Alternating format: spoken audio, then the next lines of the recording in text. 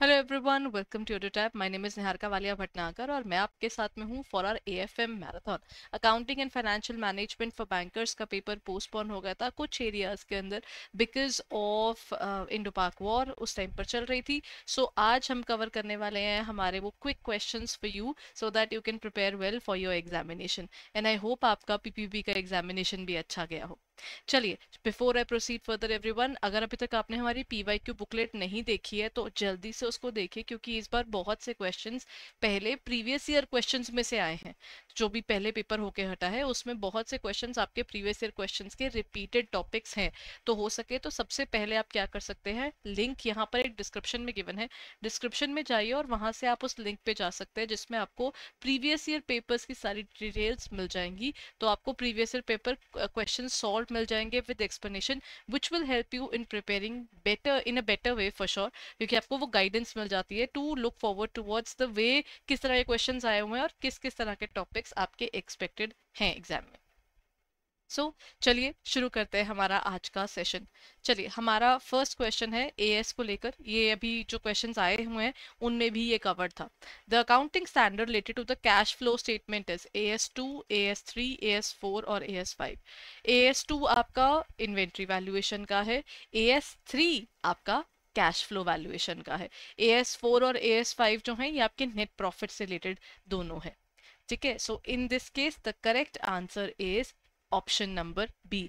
AS3 है और end AS7 है हमारा कैश फ्लो स्टेटमेंट का। So they can ask this as well, क्योंकि इस बार उन्होंने इंड AS से भी क्वेश्चंस पूछे थे।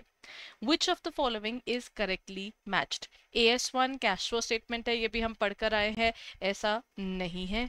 ठीक है, रेवेन्यू रिकॉग्निशन नंबर 11 नहीं है, ये फॉरेक्स का है। AS8 आपका जो है ये आपका कंस्ट्रक्शन कॉन्ट्रैक्ट का नहीं है, कंस्ट्रक्शन कॉन्ट्रैक्ट आपका AS7 है। ठीक है, so in this case correctly matched सिर्फ एक है, यानी आपका option number B. Which among the following accounting standard is incorrectly paired with its purpose? उसकी पेयरिंग गलत हुई हुई। जैसे AS3 अभी मैंने आपको बताया वो आपका कैश फ्लो स्टेटमेंट से लिंक्ड है। Then AS4 treatment of contingencies, AS number 5 यानी treatment of current period items, या फिर AS7 कंस्ट्रक्शन कॉन्ट्रैक्ट्स। इनमें से कौन सा ऐसा है जिसकी पेयरिंग गलत हुई हुई है? Any ideas? अभी हमने इनमें से कुछ तो कर लिए। जो आपका यहाँ पर AS3 है वो करेक्ट है, ट्रीटमेंट नंबर 4 भी करेक्ट है, और AS5 जो है वो प्रायर पीरियड आइटम से रिलेटेड है, करंट पीरियड आइटम से रिलेटेड नहीं है। सो इसके अंदर आपका करेक्ट आंसर, मतलब इसका जो आंसर है जहां पर आपकी इनकरेक्ट पेयरिंग है, पेयरिंग सही नहीं है, वो आपका AS5 है। पेपर के लिए एक्सपेक्टेड है कि इस बार भी आपको ना AS के नेमिंग बेस्ड आपको पता होना चाहिए कौन से नंबर का AS कौन से वाला है, क्योंकि इसमें से पेपर बनकर आता ही आता है हर बार। ठीक है, द आंसर इज सी। अच्छा, अब बारी आती है AS नंबर 10। AS10 जो है AS6 का हिस्सा भी इसके अंदर आया था। अर्लियर AS6 वॉज डेप्रिसिएशन, बाद में वो रिमूव कर दिया गया था और AS10 में ये चीज डाल दी गई थी। तो अब AS10 क्या है? क्या वो कैश फ्लो स्टेटमेंट है? अभी हम पढ़कर आए थे this is related to AS3 ना, ये चीज रिलेटेड है contingencies and events occurring after the balance sheet date यानी AS4। Then we have the disclosure of accounting policies number 1, and then is an enterprise evaluates under this recognition principle all the costs on property, plant and equipment at the time of their at the time when they are incurred। AS10 कभी भी याद करना हो तो याद रखेगा, AS10 is PPE, property, plant and equipment। Next आता है which of the following, which among the following is not a primary objective of accounting? देखिए, अकाउंटिंग के प्रायर ऑब्जेक्टिव्स जो बेसिकली हैं वो है कि लॉ कहता है कि जी आप तो एक तो पहले अकाउंटिंग रिटर्न फॉर्म में रखिए, और अकाउंटिंग का बेसिक काम क्या होता है कि हम ना चीज़ों को रिकॉर्ड करके रखते हैं, बिकॉज हमको बाद में भूल जाती है, ह्यूमन मेमोरी कितनी लिमिटेड है, तो हमारे पास चीज़ें नोटेड डाउन होनी चाहिए। तो रिकॉर्डिंग, क्लासिफाई एंड समराइजिंग, ये तो उससे रिलेट कर गया। To provide the information regarding to help decision making about deployment of resources, to decide on the personal choices made by the promoters in a company। देखिए, personal choices के basis पर अगर काम कहीं भी हो रहा है ऑर्गेनाइजेशन में, तो वो थोड़ा गलत है, क्योंकि ऑर्गेनाइजेशन जब अपना बिजनेस शुरू करती है तब वो उसकी चॉइस होती है वो कौन सा शुरू करती है, लेकिन एक बार आपने बिजनेस शुरू कर दिया तो इंडिविजुअल और बिजनेस सेम नहीं है। ये कौन सा कंसेप्ट कहता है? ये बिजनेस एंटिटी कंसेप्ट कहता है। तो आप अपना कुछ भी पर्सनल बिजनेस में इनकलकेट नहीं कर सकते। To decide on the personal choices made by the promoters in a company, ये जो पॉइंट है ये आपका प्राइमरी ऑब्जेक्टिव से लिंक नहीं है। कम्युनिकेशन डेफिनेटली है, बिकॉज आपको ना, आप अकाउंट्स बनाते क्यों? क्योंकि आपको इनकम टैक्स डिपार्टमेंट को बताना है, आपको शेयर होल्डर्स को बताना है, इवन एम्प्लॉयज को भी बताना है कि जी पैसा आ रहा है, ये लो अपनी सैलरी छोड़कर मत जाइएगा, है ना। देन कम्स आपका आया इसका answer option number C. Which of the following is not a fundamental assumption as per AS1? Fundamental assumption इनमें से कौन सी नहीं है? ये सेम क्वेश्चन अभी आया है पेपर में। गोइंग कंसर्न, कंसिस्टेंसी, प्रूडेंस और अक्रूवल। जब भी कभी फंडामेंटल अकाउंटिंग अजम्पशंस आपको याद करनी हो ना, ऐसे याद रखिएगा, GCA, going concern, consistency and accrual concept. तो ये जो प्रूडेंस है ये एक कॉन्सेप्ट जरूर है, लेकिन ये फंडामेंटल नहीं है। फंडामेंटल यानी जो बेसिक है, ये वो बेसिक नहीं है, ठीक है। देन हमारे पास नेक्स्ट क्या आ जाता है? अमंग द फॉलोइंग आपके पास इंड एएस दिए हुए हैं, आपको सही से मैच करने हैं। इस बार पेपर में एएस इंड एएस 40 भी पूछा गया था, इंड एएस आपका 110 भी पूछा गया था, तो ये थोड़ा सा इंपॉर्टेंट हो जाता है बिकॉज ये कोट किए थे उन्होंने पेपर में। चलिए अब हमारे पास इसका क्या क्वेश्चन कहता है कि इंड एएस 40 क्या है, उसके इंड एएस 40, 110, 13 एंड 116। आपके पास डिस्क्रिप्शन में गिवन है कंसोलिडेटेड फाइनेंशियल स्टेटमेंट्स, यानी financial statements of the organisation जिसने उसने अगर कोई और कंपनीज बाय की हैं उनको भी इंक्लूड करके एक में डालना। Then is leases, then is investment property and last is your fair value measurement. Choose the correct of matching option. आपका A3 है, B1 है, C4 है, D2 है, एंड आपके पास वाइस वर्सा A1 है, A4 है C के अंदर, और D में A2 है। देखिए जब हम A की बात करते हैं ना, A40 जो है that is linked with the investment property, ये याद रखिएगा, Ind AS40 is linked with investment property. तो इसमें एक ही पॉइंट है जो इस पर लिंक कर रहा है। B जो है 110 वो आपका कंसोलिडेटेड फाइनेंशियल स्टेटमेंट्स है। फिर हमारा जो C है वो 4 है, यानी फेयर वैल्यू मेजरमेंट है, और जो D है दैट इज 2, उसका आंसर इज लीजेस। तो इसका correct answer is option A, ठीक है। चलिए आगे चले। अब हमारे पास नेक्स्ट आता है which of the following statement is correct as per Ind AS related to inventory valuation. ऐसा भी टॉपिक पेपर में पूछा गया था। Both FIFO and LIFO methods are permitted for inventory valuation. FIFO and weighted average methods are allowed when goods are ordinary interchangeable, और LIFO method is permitted only for perishable goods, और specific identification method is mandatory for all inventory items. देखिए जब हम बात करते हैं ना Ind AS की, इंड एएस के क्या स्पेसिफिक रूल्स है। इंड एएस के अंदर ना फीफो तो अलाउड है, फीफो को वो बहुत इज्जत देते हैं। इनफैक्ट हमारे कंट्री में फीफो की भी इज्जत है, वेटेड एवरेज की भी है, और इवन आपके ना और भी बहुत से मेथड्स है, लेकिन हम ना एक स्पेसिफिक मेथड की बिल्कुल इज्जत नहीं करते, क्योंकि ना उससे हमारी ड्यूरिंग इन्फ्लेशन जो है हमारी वैल्यूएशन कई बार सही नहीं आती, वो है लीफो। जहां पर आपको लीफो दिख जाए ना, लीफो का इस्तेमाल हमारी कंट्री में तो नहीं होता, तो हमारे इंड एएस भी इसको मना ही करता है। तो ये फर्स्ट वाला पॉइंट भी आपका गलत हो गया, और ये सी वाला पॉइंट भी आपका गलत हो गया। यहाँ पर ये है ना फीफो एंड वेटेड एवरेज, ये आपका सही है। This is the only one that is correct है। सारी इन्वेंट्री के लिए हम स्पेसिफिक आइडेंटिफिकेशन मेथड यूज नहीं करते, ये कुछ यूनिक गुड्स के लिए ही हम स्पेसिफिक आइडेंटिफिकेशन मेथड का इस्तेमाल करते हैं। तो इसमें सही सिर्फ बी है। Now comes US gap. Gap के ऊपर भी आपका क्वेश्चन बन सकता है पेपर के अंदर। अब हम बात करते हैं यूएस गैप। आई थिंक इस बार पेपर के टॉप जो भी पेपर हुआ है उसमें गैप के रिगार्डिंग भी एक क्वेश्चन आया हुआ था। अब यूएस गैप क्या होता है? मतलब यूएस के अंदर होते हैं फॉलो, जिन्हें हम कहते हैं जनरली एक्सेप्टेड अकाउंटिंग प्रिंसिपल्स। अब यूएस के जो गैप है is set of a legal binding accounting laws applicable to all companies in USA. अब वो कहते हैं US GAAP is regulated solely by US government through the securities and exchange commission. जैसे हमारे यहाँ पे सेबी है, वहां पर SEC है। ठीक है। देन थर्ड कहता है कि ये कॉमनली फॉलोड अकाउंटिंग स्टैंडर्ड्स हैं, developed by the private sector and required by the SEC for publicly traded companies, and US GAAP and IFRS are fully aligned. नहीं, ये वाली चीज नहीं है। यूएस गैप यूएसए के अकॉर्डिंग बने हुए, तो वो कंप्लीटली आईएफआरएस से तो डेफिनेटली अलाइंड नहीं है। तो ये तो आपका हुआ गलत। ये लीगली बाइंडिंग है सारी कंपनीज की तरफ। यूएस, ये जनरली एक्सेप्टेड अकाउंटिंग प्रिंसिपल्स हैं। जनरली का मतलब क्या हुआ, ये सब पर एज अ लॉ नहीं इम्पोज किया गया, तो उस हिसाब से ये भी गलत हो गया। और ये US GAAP is regulated solely by US government भी गलत है। तो इसका आंसर आपके पास सी आ जाता है। ठीक है, तो correct answer is actually see.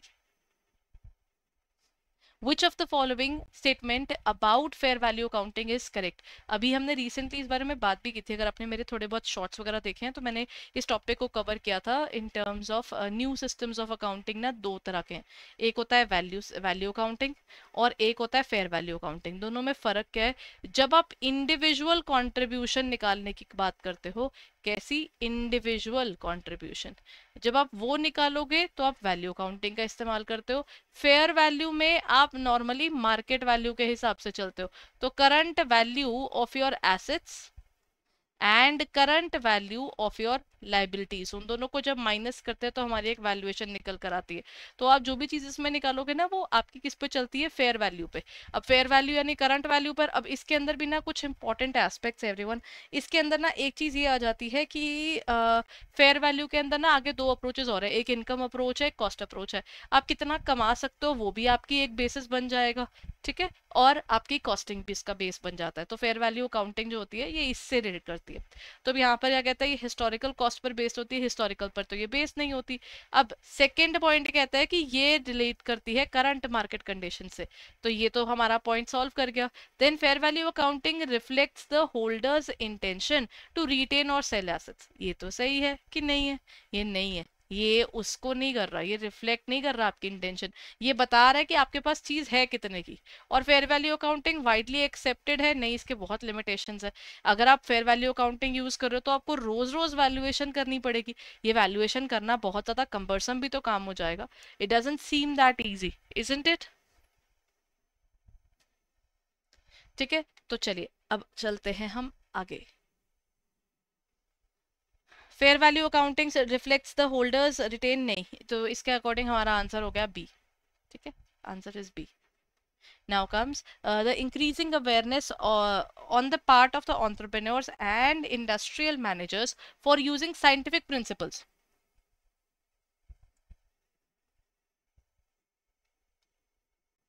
of management led to the development of। कौन सी चीज का, जो इन्होंने साइंटिफिक मेथड के जो सिस्टम्स यूज करने शुरू किए, तो उससे कौन सी वाली अकाउंटिंग निकल कर आई, इंडस्ट्रियल मैनेजर्स एवरीवन। अब फाइनेंशियल अकाउंटिंग तो प्रॉफिट एंड लॉस से लिंक्ड है, वैल्यू मैंने आपको बता दिया इंडिविजुअल जो कंट्रीब्यूट करता है उससे लिंक्ड है, साइंटिफिक नाम की कोई अकाउंटिंग होती ही नहीं। तो the correct answer is cost accounting, क्योंकि उन्होंने पहले कॉस्ट ऑफ दैट प्रोडक्ट निकालना होता है ना। अगर मेरे पास कॉस्ट ऑफ प्रोडक्ट है तो उसके बेसिस पर मेरी वर्किंग आसान हो जाती है। देन हमारे पास नेक्स्ट क्या आ जाता है, according to the definitions of the accounting given by the committee of on terminology set by AICPA यानी American Institute of Certified Public Accountings, there are three की एक्टिविटीज। ये तो बुक का ना फर्स्ट जो पॉइंट है ना, ये वही है। मतलब क्योंकि आप अगर जो सबसे पहली डेफिनेशन देखोगे ना जो अकाउंटिंग में दी गई है, वो AICPA की ही गिवन है हमारी बुक के अंदर भी। इसके अकॉर्डिंग वो थ्री की एक्टिविटीज कौन सी है, recording, analysing, interpreting, in identifying, interpreting and summarising, analysing, recording and summarising, या फिर recording, classifying and summarising. What is gonna be the answer everyone.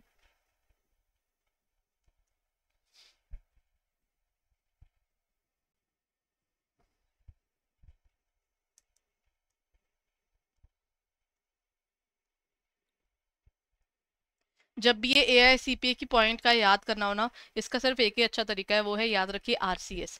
RCS मतलब रिकॉर्डिंग, क्लासिफाइंग एंड समराइजिंग। तो जब भी इनकी 3 की एलिमेंट्स याद करने हैं, this is one of the ways जिससे आप याद कर सकते हो, बिकॉज ये ना लंबा चौड़ा है। Recording, classifying, RCS, summarising, then analysing, then interpreting and then communicating, this is RCS AIC। तो जब मैंने याद करना था तो मैंने इसको एक सीक्वेंस बनाकर एक छोटा सा एक्रोनिम बनाया, ताकि मुझे इनकी स्टेप वाइज चीजें याद रहे। तो आप भी अपना तरीके से बना सकते हैं, बिकॉज हर किसी का अपना अपना तरीका होता है, तो आप उस तरीके से इसको बना सकते हैं। ठीक है, the option is D, RCS, यानी रिकॉर्डिंग, क्लासिफाइंग एंड समराइजिंग। अब क्वेश्चन कह रहा है, under the section 129 of the companies act 2013, where the financial statements do not comply with the accounting standards, they shall disclose which of the following pieces of information. Deviations क्या है, reasons क्या है deviation के, and उसके further effects क्या है, या फिर ऑल ऑफ द अबव।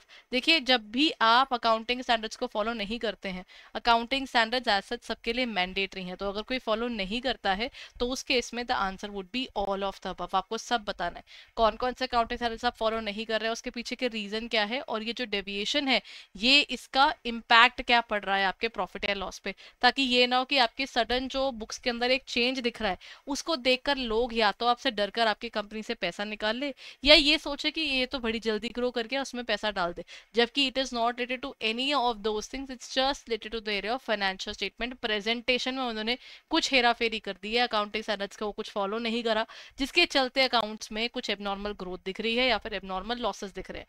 सो उस चीज पे कोई मिसलीड ना हो, तो आपको सब बताना पड़ेगा कि कौन सा अकाउंटिंग स्टैंडर्ड, क्या डेविएशन और क्यों डेविएशन, और उसका इफेक्ट क्या रहा। विच of the following is not a part of real account, ये प्लीज याद रखिएगा, ये तो पेपर में आते ही आते हैं, आपके पास कोई ऑप्शन नहीं होती है, आपके पेपर के अंदर ऐसे क्वेश्चंस आते ही हैं। विच of the following is not a part of real account, everyone. Real account होता है सिर्फ प्योरली एसेट्स का अकाउंट, ठीक है, सारे के सारे एसेट्स आपके रियल अकाउंट के अंदर आते हैं, गुडविल है, ट्रेडमार्क है, कैश है और वेजेस है। अगर सारे एसेट्स इसमें आते हैं, एक तरफ आपके लॉन्ग टर्म होते हैं और एक तरफ आपके शॉर्ट टर्म होते हैं। ठीक है, लॉन्ग टर्म वो होते हैं जो 1 साल से ज्यादा के लिए आप इस्तेमाल करते हैं, और शॉर्ट टर्म होते हैं जो 1 साल से कम के लिए आप इस्तेमाल करते हैं। तो which of the following is not a part of real account. Real account का गुडविल तो पार्ट है, वो एक इनटेंजिबल एसेट है, तो वो तो इसका पार्ट हुआ। Then we have is the trademark, trademark भी इसका पार्ट हुआ। कैश वो भी इसका पार्ट हुआ। कौन सी चीज नहीं हुई, वो हुई वेजेस, क्योंकि वो एक आपका एक्सपेंस है, यानी ये खुद में एक नॉमिनल अकाउंट है। ठीक है, चलिए, the answer is D. Next point, with reference to the cost concept which of the following is incorrect. अगर हम कॉस्ट कंसेप्ट की बात करते हैं, कॉस्ट कंसेप्ट बेसिकली कहता है कि आप ना हिस्टोरिकल वैल्यू पर, जिस चीज पर जितने रुपए की आपने चीज खरीदी है ना, आप उसकी वैल्यूएशन लिखो। कोई मतलब नहीं बनता बार बार उसकी वैल्यूएशन करने का। फॉर एग्जाम्पल, मैंने कोई कार खरीदी, मैंने वो 10 लाख की खरीदी, मैं रोज रोज उसकी वैल्यूएशन नहीं कर सकती। क्या करना है, ना तो मैंने उसको सेल करना है, मैंने अपने बिजनेस में उस कार को यूज करना है जब, तो मुझे उसकी हिस्टोरिकल कॉस्ट ही चलेगी। मुझे बार बार उसको रीवैल्यू नहीं करवाना जब तक मैं उसको बेचने के बारे में नहीं सोच रही। तो कॉस्ट कंसेप्ट कहता है कि आप ना चीजों को जब नोट करते हो तो उसके बेसिस पर करो। Fixed assets are kept at the historical cost of purchase, ये तो आज भी सच है। जितने की आपने चीज खरीदी, आप उतने की ही उसकी वैल्यूएशन सबको बताते हो कि हमें इतने की पड़ी जी। बार बार आप अपने घर को या अपनी गाड़ी को देखकर रिवैल्यू नहीं करते हो जब तक आप उसको बेचने के बारे में बात ना कर रहे हो, है ना। And then we have unrealised gains are recorded with the value of estimated realisations, कि आपने इतने सोचे थे इतने रुपए मिलेंगे लेकिन ज्यादा मिल जाए तो, राइट। और next is an item which has no cost, it is not to be recorded. अब यहाँ पर कौन सा वाला पॉइंट है जो हम नोट नहीं करेंगे एवरीवन, इनमें से कौन सा वाला पॉइंट गलत है। देखिए, हम लोग ना इसमें कह रहे हैं कि कॉस्ट कंसेप्ट के according, with reference to cost concept which of the following is incorrect।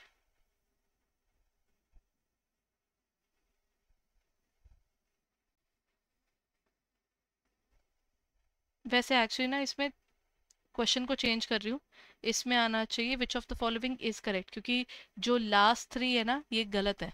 एक तो हम every transaction is not recorded present value पर नोट नहीं करते, जितने की चीज खरीदी होती है हम उस पर नोट करते हैं। कोई अनरियलाइज्ड गेन्स जो हैं वो हम लोग जब पैसे आए ही नहीं तो हम उसको नोट कैसे कर लेंगे? इसमें तो कंसेप्ट ऑफ प्रूडेंस या जो वो है कंजर्वेटिज्म है, वो एकदम से बीच में आके एक्टिवेट होकर बोलेगा गलत कर रहे हो जी। और जिस आइटम की कोई कॉस्ट नहीं रिकॉर्ड नहीं होता तो हम लोग गुडविल कैसे रिकॉर्ड करते हैं? नॉन मॉनेटरी एसेट है लेकिन उसकी वैल्यूएशन तो की जाती है ना। तो टेक्निकली ये भी हमारे पास में ना मतलब सेंस नहीं बनाता। तो इसमें ये तीनों पॉइंट मेरे अकॉर्डिंग सेंस नहीं बना रहे। सेंस सिर्फ एक चीज बना रहा है कि जो आपने चीज खरीदी है जितने की खरीदी थी वही आपकी कॉस्ट ऑफ परचेज आती है। You don't try to revaluate time and again. The resources like land, machinery, property, rights, etc., that a business owns are called assets. The monetary value that are assigned to the assets are derived from, जो उनकी monetary value है, जो आप उसमें लिखते हैं कि हमें इतने की खरीदी या उतने का लिया, ये जो वैल्यूएशन है ये किस बेसिस पर होती है? एवरीवन, मनी मेजरमेंट कॉन्सेप्ट तो कहता है जो चीज पैसे में तोली जा सके सिर्फ वो लिखो। रियलाइजेशन कॉन्सेप्ट कहता है जिसपे पैसा आ चुका है जेब में, कुछ पैसा तो आए, फिर रिकॉर्ड करो। डुअल एस्पेक्ट कॉन्सेप्ट कहता है कि आप ना हर चीज को डेबिट और क्रेडिट के हिसाब से नापो तो लो। तो इस केस के अंदर 3 पॉइंट्स तो उससे बिल्कुल ही अलग दिख रहे हैं। तो सिर्फ हमारा एक यहाँ पर सही बैठता है कि जब भी कोई आप एसेट खरीदते हो, आप उसकी कितनी वैल्यू देकर आए हो उसके बेसिस पर ही आपका वो प्रोडक्ट नोट होना चाहिए। अगर मैंने एसी खरीदा तो मेरे को एसी की इंस्टॉलेशन फीस साथ में पे करनी पड़ी। अगर मैंने अवन खरीदा तो अवन के डिलीवरी के चार्जेस भी मेरे को बेयर करने। अगर मैंने बेड खरीदा तो भी सेम सिनेरियो रहेगा। राइट तो ये चीजें होती हैं। तो ये हम लोग नोट करते हैं at the cost of that particular product. तो यहाँ पर वैल्यूएशन आई ये। Option A is correct. Next point, everyone. Which of the following, as according to the money measurement concept of accounting, which of the following must be recorded in the books of accounts? Money measurement accounting का मतलब क्या होता है? Money measurement accounting होता है कि जब हम कोई भी चीज पैसे में तोलते हैं। इफेक्ट ऑफ इन्फ्लेशन जो है वो ऑलरेडी ओन।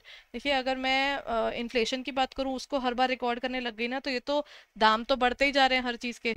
अगर मैंने आज कोई चीज खरीदी, मान लीजिए मैं फ्रूट मार्केट से फ्रूट्स लेती हूँ और मैं आगे मार्केट में बेचती हूँ, फ्रूट की वैल्यू तो हर दिन बदलती है। तो आप उसमें किसी भी तरह की जो वैल्यूएशंस हैं, इफेक्ट ऑफ इन्फ्लेशन जो आपके एसेट्स आपके पास हैं, जो ट्रक वगैरह है उनके साथ में इसको आप कंसिडर नहीं कर सकते हो। बार बार इन्फ्लेशन के बेस पर आपकी वैल्यूएशन निकालने से कुछ नहीं मिलने वाला। Depreciation of the assets already owned by the company, देखिए ये अलाउड होता है डेप्रीसिएशन लगाना, लेकिन मनी मेजरमेंट कंसेप्ट तो इसके बारे में कोई बात ही नहीं करता। देन यहाँ पर वो कह रहे हैं जो आप रिकॉर्ड करोगे बुक्स के अंदर। अच्छा अब यहाँ पर अब क्या रिकॉर्ड करोगे? इफेक्ट ऑफ इन्फ्लेशन तो आपको रिकॉर्ड करना नहीं। हेल्थ कंडीशंस जो है वो आपको रिकॉर्ड नहीं करनी, क्योंकि आप क्या बोलोगे सीईओ हमारा 2 लाख का है और उसको हम इतने रुपए देते हैं, उसकी वैल्यूएशन कैसे करोगे आप एक vital person of the organisation जिसने ऑर्गेनाइजेशन को इतने साल दिए, एक्सपीरियंस दिया, तो वो वाली चीजों को आप नोट ही नहीं कर सकते। उसकी हेल्थ कंडीशन तो आप कहाँ से नोट कर रहे हो? ह्यूमन कैपिटल अकाउंटिंग तो अभी तो कंप्लीटली नोट नहीं हुई शुरू हुई।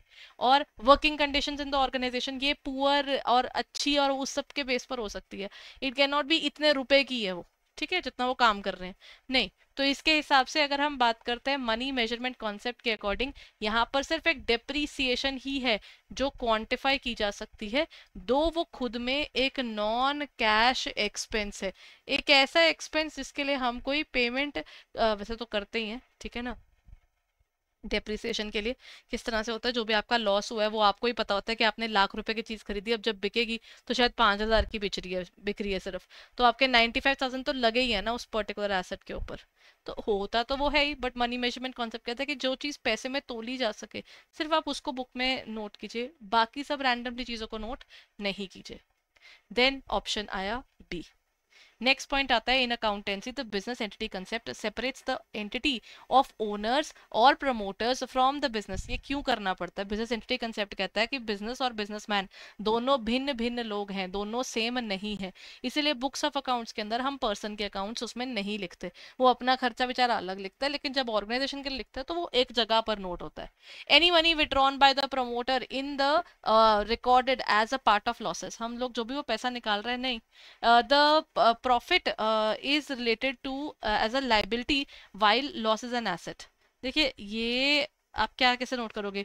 प्रॉपर्टी वैसे तो हमारी लाइबिलिटी होती है, क्योंकि जो हमारा प्रॉफिट होता है, हमने ज्यादा प्रॉफिट कमाया तो हमें शेयरहोल्डर्स को ज्यादा पैसे भी देने हैं, तो उस हिसाब से ये बात सही है कि प्रॉफिट हमारी लाइबिलिटी होती है और लॉस हमारा एसेट होता है, तो ये तो सही है। Then financial performance of the business is ascertained by recording the revenues earned and the expenses incurred। Financial performance क्या नहीं होती है ऑर्गेनाइजेशन की? जब भी कोई आपसे पूछे कि कैसी चल रही है ऑर्गेनाइजेशन, तो आप बताएंगे जी प्रॉफिट हो गया, जी लॉस हो गया, तो इसका मतलब हमारी फाइनेंशियल परफॉर्मेंस इसके बेस पर निकलती है।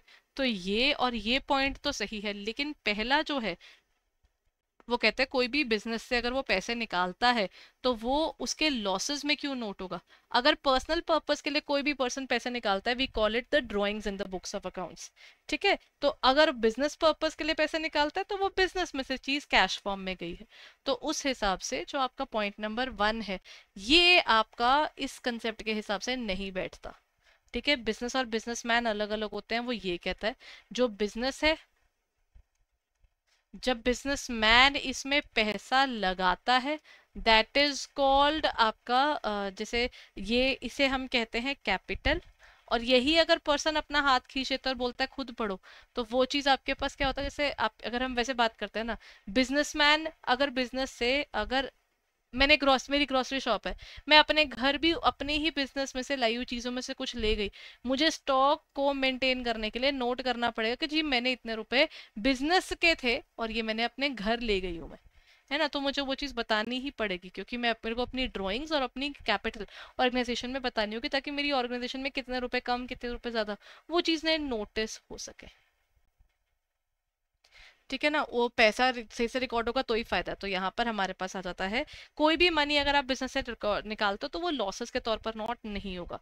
ये वाला है आपका बिजनेस एंटिटी कॉन्सेप्ट, वो आपका या तो कैपिटल है जब पैसा डलता है, और अगर पर्सनल पर्पज के लिए निकालते हो तो वो आपकी लाइबिलिटी कहलाता है।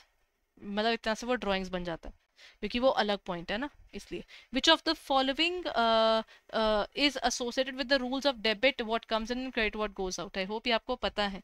Debit what comes in, credit what goes out, debit the receiver, credit the giver, है ना। ये दो हो गए। और उसके बाद में हमारे पास क्या आता है? अच्छा, debit what comes in, debit what, credit what goes out, number 1 आया। नंबर 2 हमने क्या किया? Debit the receiver, credit the giver, and debit all the expenses and losses and credit all the incomes and gains. ये है जो basic हमारे पास में तीनों पॉइंट्स आते हैं। जब हम बात करते हैं debit what comes in, credit what goes out की, ये आपका है नॉमिनल अकाउंट। नहीं, नॉमिनल अकाउंट एक्सपेंसेस और इनकम्स के हैं, पर्सनल अकाउंट लोगों के नाम के हैं, लाइबिलिटी अकाउंट नहीं आएगा, यहाँ पर आएगा आपका रियल अकाउंट, ठीक है। The answer would be option number C. Number 20th हमारे पास क्या कहता है? नंबर 20th कहता है एक न्यू शॉपिंग मॉल है जो हमने कंस्ट्रक्ट किया है, और वो 20 मंथ्स के बाद शुरू हो जाएगा। बिल्डर ने एकदम से ना उसको क्या कर दिया है कि उसने अपने ना सेल शुरू कर दी है उसकी अंदर की फ्लोर्स के अंदर जो शोरूम्स वगैरह बने हुए हैं। A reputed trader has book the shop premises in the mall for ₹2 lakh and has decided to pay the amount to the builder when the premises is already for occupation, which will be after 10 months, ठीक है। they started with the working of 20 months and they started with the working of, हाँ, 20 months के अंदर उनका सारा शुरू होएगा, और उसके बाद वो कह रहे हैं कि जो हमारा premises है वो रेडी हो चुका होगा 10 महीने के अंदर अंदर। the trader conveyed his decision to the shopping premises to his accountant, उसने अकाउंटेंट को बताया, but the accountant did not record any transaction। Instead उसने रिकॉर्ड कर दिया कि वो सिर्फ 10 मंथ्स की ही रिकॉर्ड कर रहा है। जो वो रिकॉर्डिंग सिर्फ 10 मंथ्स की ही कर रहा है, उसमें क्या गड़बड़ है एवरीवन? देखिए, इसमें ये होता है कि जो आपका टोटल जितना लग रहा है, आप तो उसके अकॉर्डिंगली चलोगे ना, जितने जितने रुपए आपके सच्ची में लग गए आपको उतने उतने नोट करके चलने होते हैं, ठीक है। ये चीज आपको हमेशा याद रखनी है। गोइंग कंसर्न कंसेप्ट कहता है मेन में कम and men may go, but organisation is here to stay. Then accounting period आपको 12 महीनों के हिसाब से 1 साल को मानते हैं। और यहाँ पर हमारे पास आंसर क्या आ जाता है फिर? इसमें आ जाएगा आपका गोइंग कंसर्न स्टेज की और लॉन्ग टर्म के लिए होता है। तो इसमें आंसर है आपका हिस्टोरिकल रिकॉर्ड्स एंड और द कॉस्ट कंसेप्ट्स।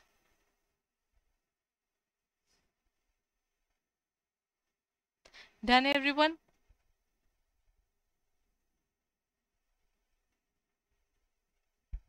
चलिए अब चले आगे। अब हमारे पास नेक्स्ट क्या कहते हैं, इसमें आंसर आता है हमारे पास में अच्छा जस्ट अ मोमेंट, एक क्वेश्चन हम आगे चलेंगे ना, तो इसके अकॉर्डिंग हिस्टोरिकल रिकॉर्ड्स और कॉस्ट कंसेप्ट आता है। अच्छा इसका भी आंसर दिख गया था, which concept requires the revenue for the business transaction should be included in the accounting standards only when it is realised. जब पैसे हाथ में आ जाएंगे ना तभी रिकॉर्ड करना है। मटीरियलिटी है, पीरियोडिसिटी है, पीरियोडिसिटी मतलब एक साल के अकॉर्डिंग आप चीजें बार बार बुक्स ऑफ अकाउंट्स को बनाते हो, तभी तो हम 1 अप्रैल से शुरू करके 31 मार्च को अपनी बुक्स ऑफ अकाउंट्स कंप्लीट करते हैं। गोइंग कंसर्न कंसेप्ट कहता है कि मेन में का मेन में गो, लेकिन ऑर्गेनाइजेशन यही रहेगी। Then is revenue recognition. आप बुक्स ऑफ अकाउंट्स में तभी रिकॉर्ड करो कोई भी ट्रांजैक्शन जब आपको सर्टेनिटी दिखती है उसके अंदर।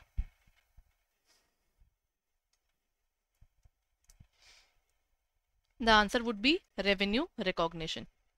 ठीक है, जब आपको दिख रहा है वो पैसे आएंगे, जबकि इसका हार्डकोर जो नियरेस्ट होता है वो रियलाइजेशन अकाउंट है। डन। अब चलिए आगे, this is number 22। In case of checks deposited bye into the bank but not yet collected. अच्छा जो मैंने पीछे कंसेप्ट्स ऑफ अकाउंटिंग करवाए हैं इनमें से पेपर आया हुआ है, तो मैंने आपको कई कॉन्सेप्ट्स ऑफ अकाउंटिंग इन्हीं 4-5 क्वेश्चंस में कवर करवा दिए हैं। आपके पेपर में बीआरएस भी आया हुआ था, बैंक रिकंसिलिएशन स्टेटमेंट। अब ये क्वेश्चन उससे रिलेटेड है। In case of cheque deposit into the bank, मैंने अपनी तरफ से बैंक में चेक डिपॉजिट करवा दिया। मेरी कैश बुक तो बोल रही है जी मेरे पास पैसा आ रहा है, मेरे पास पैसा आ रहा है, लेकिन पासबुक अभी कहती है अभी तक चेक क्लियर नहीं हुआ, तो मैं कुछ कह नहीं सकता। What is recorded in the cash book, आपकी कैश बुक में क्या रिकॉर्ड करेंगे, है ना। तो आपके पास यहाँ पर जो कैश बुक है उसमें आप कैश पेमेंट रिकॉर्ड करेंगे, कैश रिसीट करेंगे, या फिर कोई भी आपके पास कुछ भी नहीं आएगा, या फिर एक बैंक में यहाँ पर a bank liability has to be made. अच्छा चेक डिपॉजिट करवाया है हमने, मैंने अपनी तरफ से एक चेक डिपॉजिट करवाया, लेकिन वो चेक अभी क्लियर नहीं हुआ है, तो मैं क्या करूंगी, मैंने जब उसको अपनी बुक्स ऑफ अकाउंट्स में लिख दिया है तो अच्छा कैश बुक में कैसे रिकॉर्ड करते हैं एवरीवन, कोई चेक आ रहा है मेरे पास तो मैं उसको कैश बुक के अंदर कैसे रिकॉर्ड करूंगी।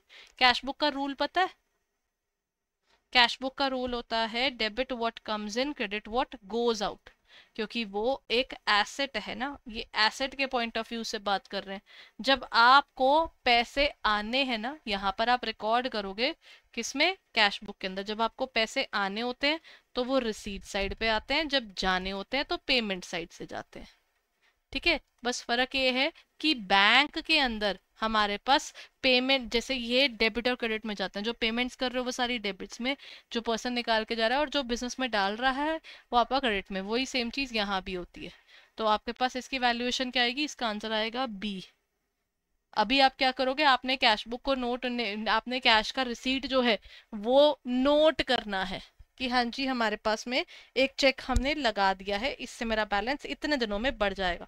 अब फॉर द टाइम बिंग थोड़ा इनकंसिस्टेंट या कंटिजेंसी के तौर पर दिख सकता है, लेकिन ये होता नहीं है। जब भी हमने कोई पैसे लेने या देने होते हो प्रोसेस में, तो आप बस डिस्क्लेमर में याद रखते हो कि हाँ जी ये वाली ट्रांजैक्शन नहीं हुई है। Next question, question number 23 everyone, बताइए इसका आंसर क्या होगा। If a cheque is issued on December 1st but not presented for payment until December 10th, how is this handled in the cash book.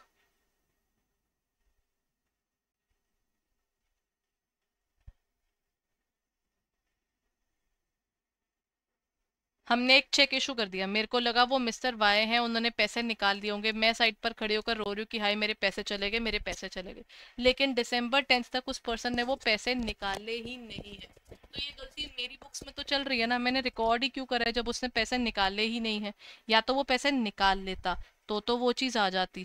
तो हम लोग ना अभी, हम जब अपनी कैश बुक में नोट कर रहे हैं तो मैं ये मानकर चलूंगी कि उसने पैसे निकाल लिए। अगर मुझे बाद में पासबुक बताएगा तो मैं उसको ठीक कर लूंगी, ठीक है। अदरवाइज मेरी बुक्स में कैसे नोट हुआ होगा, ये एज अ पेमेंट नोट हुआ होगा कि हाय मिस्टर एक्स या मिस्टर वाई मिस्टर जेड जिसने भी पैसे निकालने थे उन्होंने पैसे निकाल लिए हैं। Which of the following is not a clerical error of trial balance? Clerical error क्या होते हैं, छोटे छोटे mistake based errors, right? मतलब मिस्टेक बेस्ड एरर्स अगर मैं यहाँ पर बात करूँ तो क्लरिकल बेसिकली ना एरर क्या होता है, हम ये नहीं मान रहे कि ये फ्रॉड बेस्ड है, क्योंकि ट्रायल बैलेंस फ्रॉड नहीं चेक करता, वो अरिथमेटिकल एक्यूरेसी चेक करता है।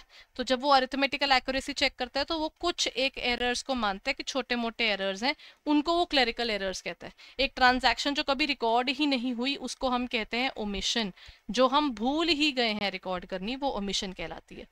ठीक है, जब उसमें कोई एक जगह ज्यादा कोई एक जगह कम दिख रही होती है तो हम उसको अंडर कास्टिंग या ओवर कास्टिंग, जितनी है उससे कम दिख रही है तो अंडर कास्टिंग, ज्यादा दिख रही है तो over casting. The total rent is under cast, ये जो अंडर कास्टिंग वगैरह वाले हैं ये आपके पास आ गए। और उसके बाद कहते हैं purchase of fixed assets is recorded in the purchase journal. आपने एक एसेट को एक्सपेंस बना दिया है, जब आप एसेट को एक्सपेंस बना दोगे, एक्सपेंस को एसेट बना दोगे, ये आपका एरर ऑफ प्रिंसिपल है। ठीक है, इसको एरर ऑफ प्रिंसिपल कहा जाता है। तो इसका आंसर जो है इसमें से कौन सा क्लरिकल एरर नहीं है? वैसे तो अगर मैं इसका आंसर, तो इसमें ना दो बन जाते हैं क्लरिकल एरर में ना। एरर ऑफ प्रिंसिपल कई बार हम इसके अंदर डालते हैं, लेकिन ओमिशन तो इसके अंदर डेफिनेटली नहीं आता। तो फर्स्ट इसका डेफिनेटली एक क्लरिकल एरर नहीं है। तो ये तो आपको याद रखना है कि इसका ऑप्शन ए जो है वो क्लरिकल एरर नहीं है। ओके एवरीवन, नेक्स्ट क्वेश्चन ध्यान से देखिए और बताइए इसका आंसर क्या होगा।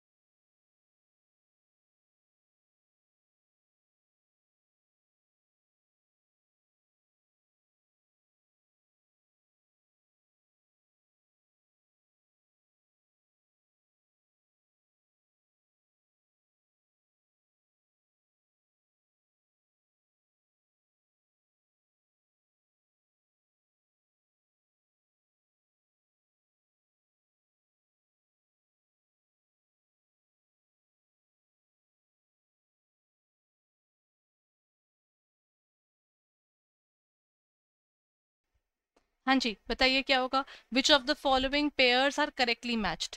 आपके पास है रियल अकाउंट, नॉमिनल अकाउंट और पर्सनल अकाउंट। कौन कौन से होते हैं?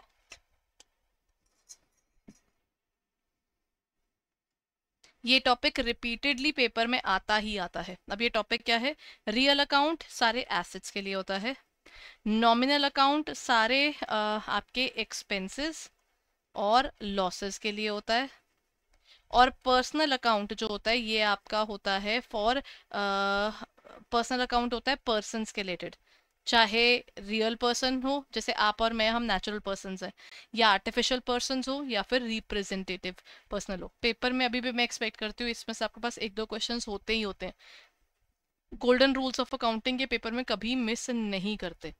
Select the most appropriate answer, I'm sorry, from the options given below, 1 and 2, 2 and 3, 1 and 3 और all of the above। इसके हिसाब से अगर मैं रियल अकाउंट की बात करूं तो रियल अकाउंट यहाँ पर कौन सा है? नॉमिनल अकाउंट तो यहाँ पर ठीक है, क्योंकि नॉमिनल अकाउंट कह रहा है एक्सपेंसेस एंड लॉसेस के बारे में, and that is your insurance, वो तो हमारा पॉइंट ठीक है। देन हमारे पास जो थर्ड है वो गलत है, क्योंकि personal account is related to the persons. तो इसके हिसाब से हम बोल सकते हैं जो बिल रिसीवेबल होते हैं ना, वो कंपनीज के बेसिकली एसेट होते हैं। किसी का भी एसेट हो, उसको किसी से पैसा आना है तो उसको हम एसेट मान के चलते हैं। तो इसके हिसाब से हमारा करेक्ट आंसर हो जाता है 1 and 2 only. After the preparation of the trial balance, कई बार हमें उसमें कुछ गलती मिलती है। अच्छा, ये पेपर में आया हुआ है, इससे रिलेटेड क्वेश्चन भी, दैट इज वाई मैंने उसमें इनकलकेट किया हुआ है कि आपके पेपर में अगर कई बार आपका क्या होता है, ट्रायल बैलेंस मैच नहीं करता। आइडली ट्रायल बैलेंस को मैच करना चाहिए। अगर आपका ट्रायल बैलेंस जो है वो मैच नहीं कर रहा, दिस शोज कि हमारी बुक्स ऑफ अकाउंट्स के अंदर कोई अरिथमेटिकल एक्यूरेसी नहीं है, कि यहाँ पर कहीं ना कहीं हमने प्लस माइनस करते हुए या लेजर बनाते हुए हमने कोई मिस्टेक कर दी है। तो जब ऐसा कुछ हो जाए तो आप ट्रायल बैलेंस में, जैसे आपकी ये डेबिट साइड है और ये आपकी क्रेडिट साइड है, इसमें मिस मैच आ जाए, फिर आप क्या करेंगे everyone?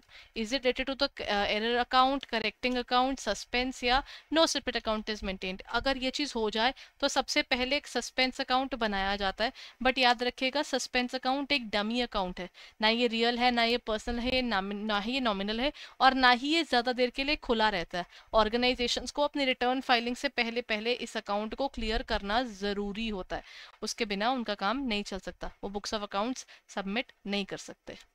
Dash calculates depreciation by applying a fixed percentage to assets decreasing book value each year. आपकी बुक वैल्यू हर बार कम हो रही है लेकिन परसेंटेज उस पर सेम लग रही है। पेपर में ना अभी आया हुआ था, एक एक क्वेश्चन इन सबका आया हुआ है, डिमिनिशिंग बैलेंस का, यूनिट्स ऑफ प्रोडक्शन का, then we have the sum of year digits as well as straight line. इन सब के पेपर के अंदर एक एक न्यूमेरिकल था ही, तो इसका ध्यान रखना है डेप्रिसिएशन में कि ये चैप्टर एक सुपर इंपॉर्टेंट और स्कोरिंग टॉपिक है। ठीक है, इसमें आपकी प्रिपरेशन डेफिनेटली अच्छे से होनी चाहिए।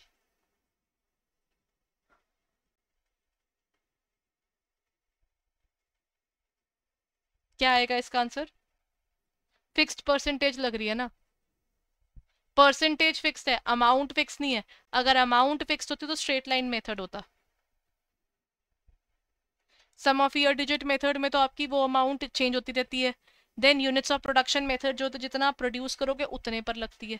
तो ये आपका जो मेथड है, या आप इससे कहा जाता है डिमिनिशिंग बैलेंस मेथड, या इसको रिटन डाउन वैल्यू मेथड भी कहते हैं। ठीक है, चलिए, now comes the next point.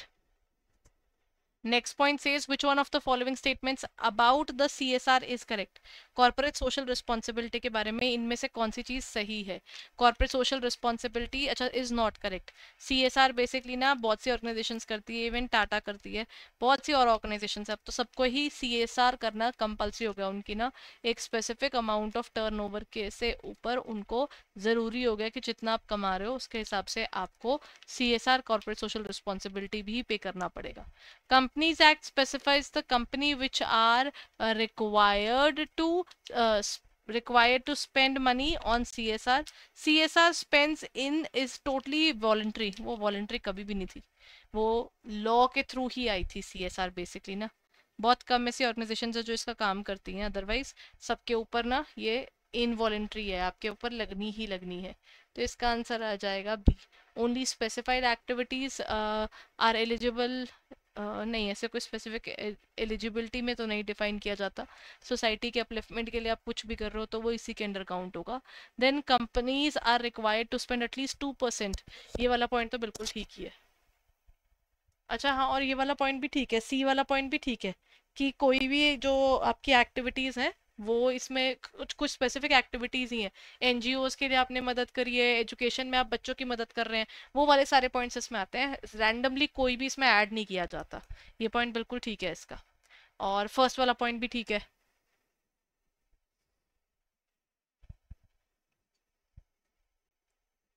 तो इसका correct answer is B. Now comes the next part. Which of the following can be considered as an agency problem in the financial management?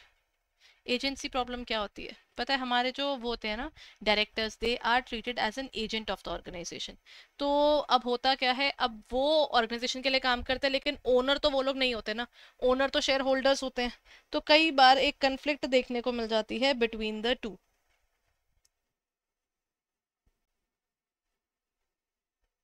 That is conflict of interest between the company and its suppliers, conflict of interest between the company and its customers। नहीं, ये नहीं है, suppliers और company के बीच में नहीं है, company और कस्टमर के बीच में भी नहीं है, और सरकार और जो कंपनी है उसके बीच में भी नहीं है।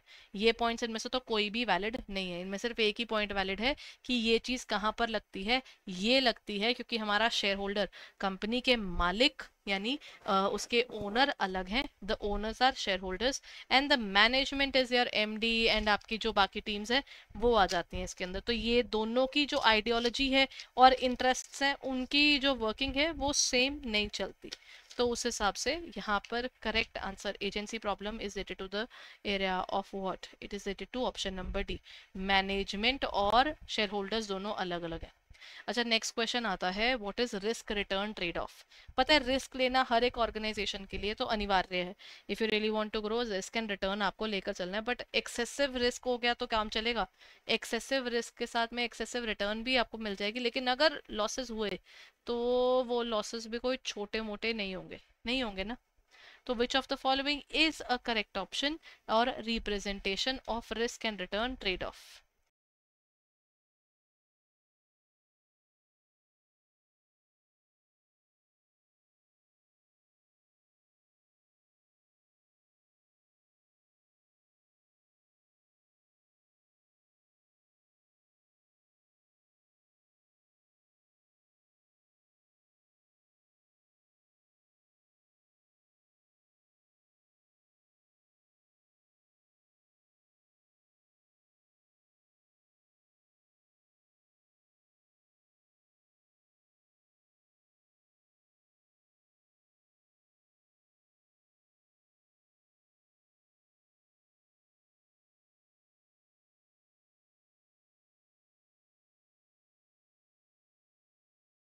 रिस्क एंड रिटर्न अगर हम ट्रेड ऑफ की बात करते हैं तो risk free return is equal to risk required rate of return plus risk premium. देखिए मुझे लगता है ट्रेड ऑफ की अगर हम बात करते हैं ना, कि जितना मैं रिस्क लूँ ना, मुझे उसके हिसाब से ही आप रिटर्न दो। तो मतलब जितना ज़्यादा आपका रिस्क बढ़ता जाता है उतना ज़्यादा आपकी रिटर्न भी बढ़ती जाती है। ये ना इस बेसिक फंडे पर काम किया जाता है इसके अंडर। तो जब हम रिस्क प्रीमियम की बात करते हैं, अच्छा जैसे फर्स्ट कहता है रिस्क फ्री रिटर्न जो है वो आपकी क्या है, risk required rate of return plus the risk premium. Risk free की बात कर रहे हैं, मतलब उसमें कोई रिस्क ही नहीं है, तो प्रीमियम किस बात का देना है? प्रीमियम हम किसको देंगे, एक बार मुझे वो सोच के बताइए ना। प्रीमियम हम हमेशा उसको देंगे जो रिस्क ले रहा है, जो रिस्क ही नहीं ले रहा है उसको प्रीमियम देके हमने करना क्या है? सो जो रिक्वायर्ड रेट ऑफ रिटर्न है is equal to risk free return. जो भी आपको, जितना आप रिस्क उठाओगे उतना आपका जो प्रीमियम है वो बढ़ता जाएगा। ये इस बेसिस पर चलता है, that required rate of return is equal to risk free return plus the risk premium. जो थर्ड पॉइंट है वो कहता है रिस्क प्रीमियम कैसे निकलता है। जो आप देखिए रिस्क का प्रीमियम होता है जितना ज्यादा आप रिस्क उठाते हो, this is based upon your the percentage of risk that you are taking. So required rate of return नहीं होती हैं। जो आप, जितना एक पर्टिकुलर पर्सन अपने लिए रिस्क लेने को तैयार रहता है उसी के बेसिस पर उसका प्रीमियम भी बढ़ता है, उसको ज्यादा पैसा मिलता है। तो रिस्क के साथ में आपका जो रिटर्न है उसकी बैलेंसिंग, जितना आप लोगे उतना आपको मिलेगा, वो ट्रेड ऑफ यहाँ पर आपका पॉइंट नंबर बी में दिख रहा है। तो याद रखिएगा रिस्क फ्री तो आपको मिलेगा ही मिलेगा, जितना रिस्क लेंगे उतना आपका प्रीमियम बढ़ता जाएगा। इसलिए इसका आंसर ऑप्शन नंबर बी है। Which of the following statement is incorrect, इनमें से कौन सी बात इनकरेक्ट है? Liquidity ratios are calculated to measure a short term solvency of the business. Quick assets are defined as those assets which are quickly convertible into cash. Quick ratio is also known as liquid ratio or asset test ratio. A high current ratio is good for the business. अच्छा अगर paper की बात करूँ ना, तो paper में ना current ratio के ऊपर एक क्वेश्चन आया था, that is divided by CA divided by CL, current assets divided by current liabilities. Numerical आए थे लेकिन न्यूमेरिकल कम ही थे, तो आप लगाकर चलिए 10 से 12 नंबर का आपका न्यूमेरिकल है, उससे ऊपर का नहीं आया हुआ।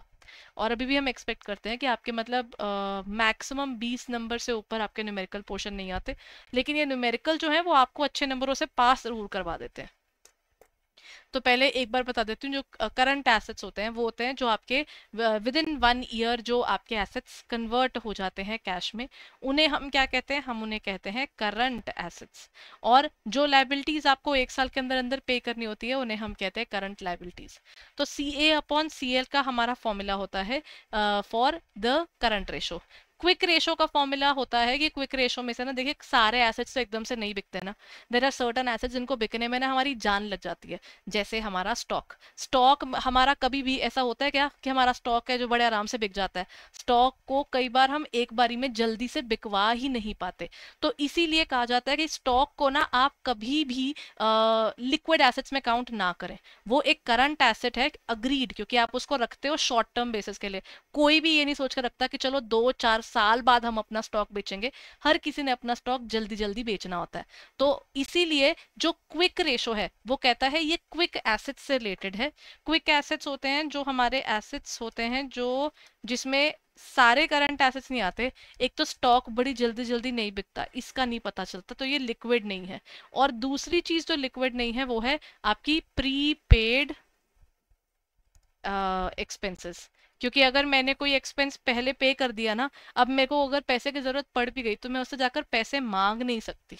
तो ये चीज होती है। अब अगर मैंने रिचार्ज करवा दिया, मैं जाकर थोड़ी बोलूंगी मैंने 3 महीने का रिचार्ज करवाया था, मुझे पैसे चाहिए भी, आप मेरे को वापस कर दो, मैं बाद में दे दूंगी आपको जैसे जैसे वो महीना आएगा। वो चीज नहीं हो पाती, वो टाइम के बेस पर लैप्स होते हैं। तो ये इन दोनों के डिफरेंसेस हैं, दोनों शॉर्ट टर्म के अंडर आते हैं। तो इनमें से कौन सा वाला पॉइंट उस बेसिस पे गलत हो जाता है? जो हमारे पास में लिक्विड एसेट्स है वो शॉर्ट टर्म है, ये करेक्ट है।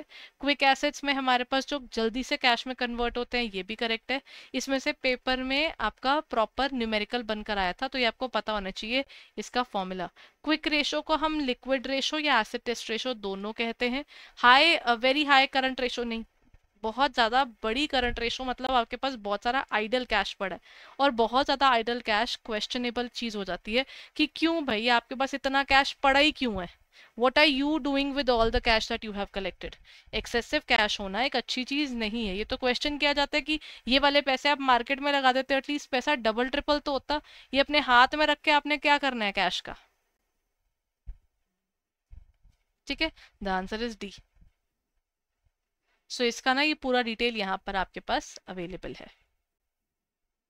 Then comes dividend pay out ratio is equal to. Dividend pay out ratio का फॉर्मूला क्या है एवरीवन? ध्यान से देखिए और बताइए। डिविडेंड पे आउट रेशो मतलब हम जो डिविडेंड पे करते हैं उसका फॉर्मूला क्या है? जितना आप कमाते हो उसमें से आप कितना डिविडेंड पे करते हो वो निकालने का फॉर्मूला ये है। तो profit after tax divide by capital, ये तो आपका प्रॉफिट की परसेंटेज बताता है। Then we have the preference dividend divided by, ये प्रेफरेंस को कितना डिविडेंड देता है ये वो बताता है। देन ये हमारा कोई स्पेसिफिक फॉर्मूला नहीं है। देन डिविडेंड पे पर share divided by earning per share, ये होता है कि हमारी टोटल अर्निंग्स में से हम कितना डिविडेंड के तौर पर देते हैं। Option number A is the answer. Which one of the following is a method of repayment of debt, everyone?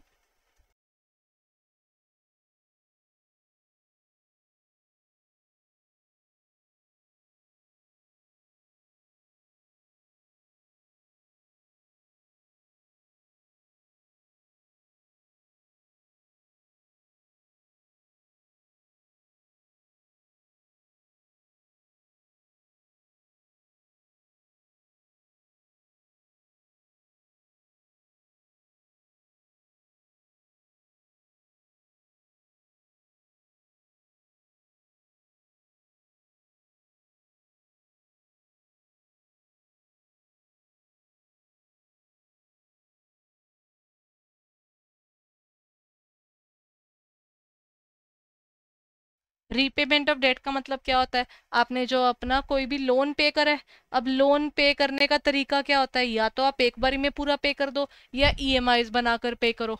जब आप एक बारी में पूरी पेमेंट कर देते हो उसको बोला जाता है बुलेट या बलून रीपेमेंट। एक होता है आप मंथली इंस्टॉलमेंट्स पे करो, यानी आप ईएमआई पे करो, है ना? तो वो आ गया। इक्वल भी आप पे कर सकते हो और इक्वेटेड भी पे कर सकते हो कि इतना प्रिंसिपल तो मैंने देना ही देना है, बाकी मेरा जो इंटरेस्ट है वो अलग से दूंगा। ठीक है। और इक्वल में होता है कि अब मैं इतने टोटल, मेरी किश्त ही टोटल मैंने इतनी पे करनी है, ना कम ना ज्यादा। और एक होता है बुलेट और या बलून, या एक ही बारी में पूरी पेमेंट करना। तो this is all of these are correct. ABC ये पेपर में आ सकता है एवरीवन, ये अच्छे से करना है।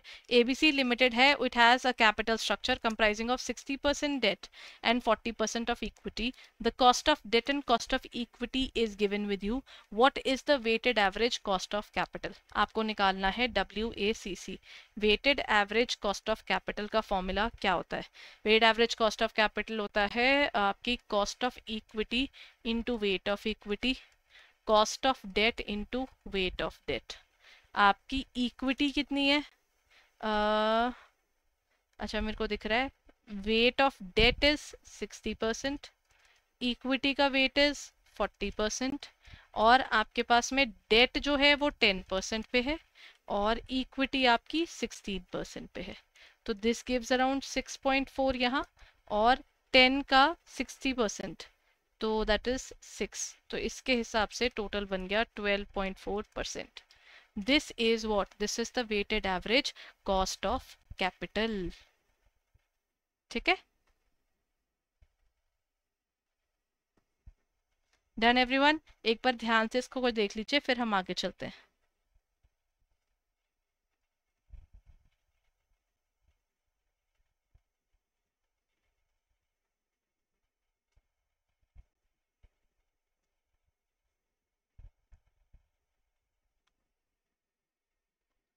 चलिए, पेपर की प्रिपरेशन अच्छे से कीजिएगा, क्योंकि अब ये लोग ना पेपर टफ कर रहे हैं, और आप सिर्फ बड़े लिमिटेड से लोगों का तो पेपर रह गया है, राइट? सो उसके हिसाब से अपनी प्रिपरेशन जितना आप सॉर्टेड करके चलेंगे उतना अच्छा।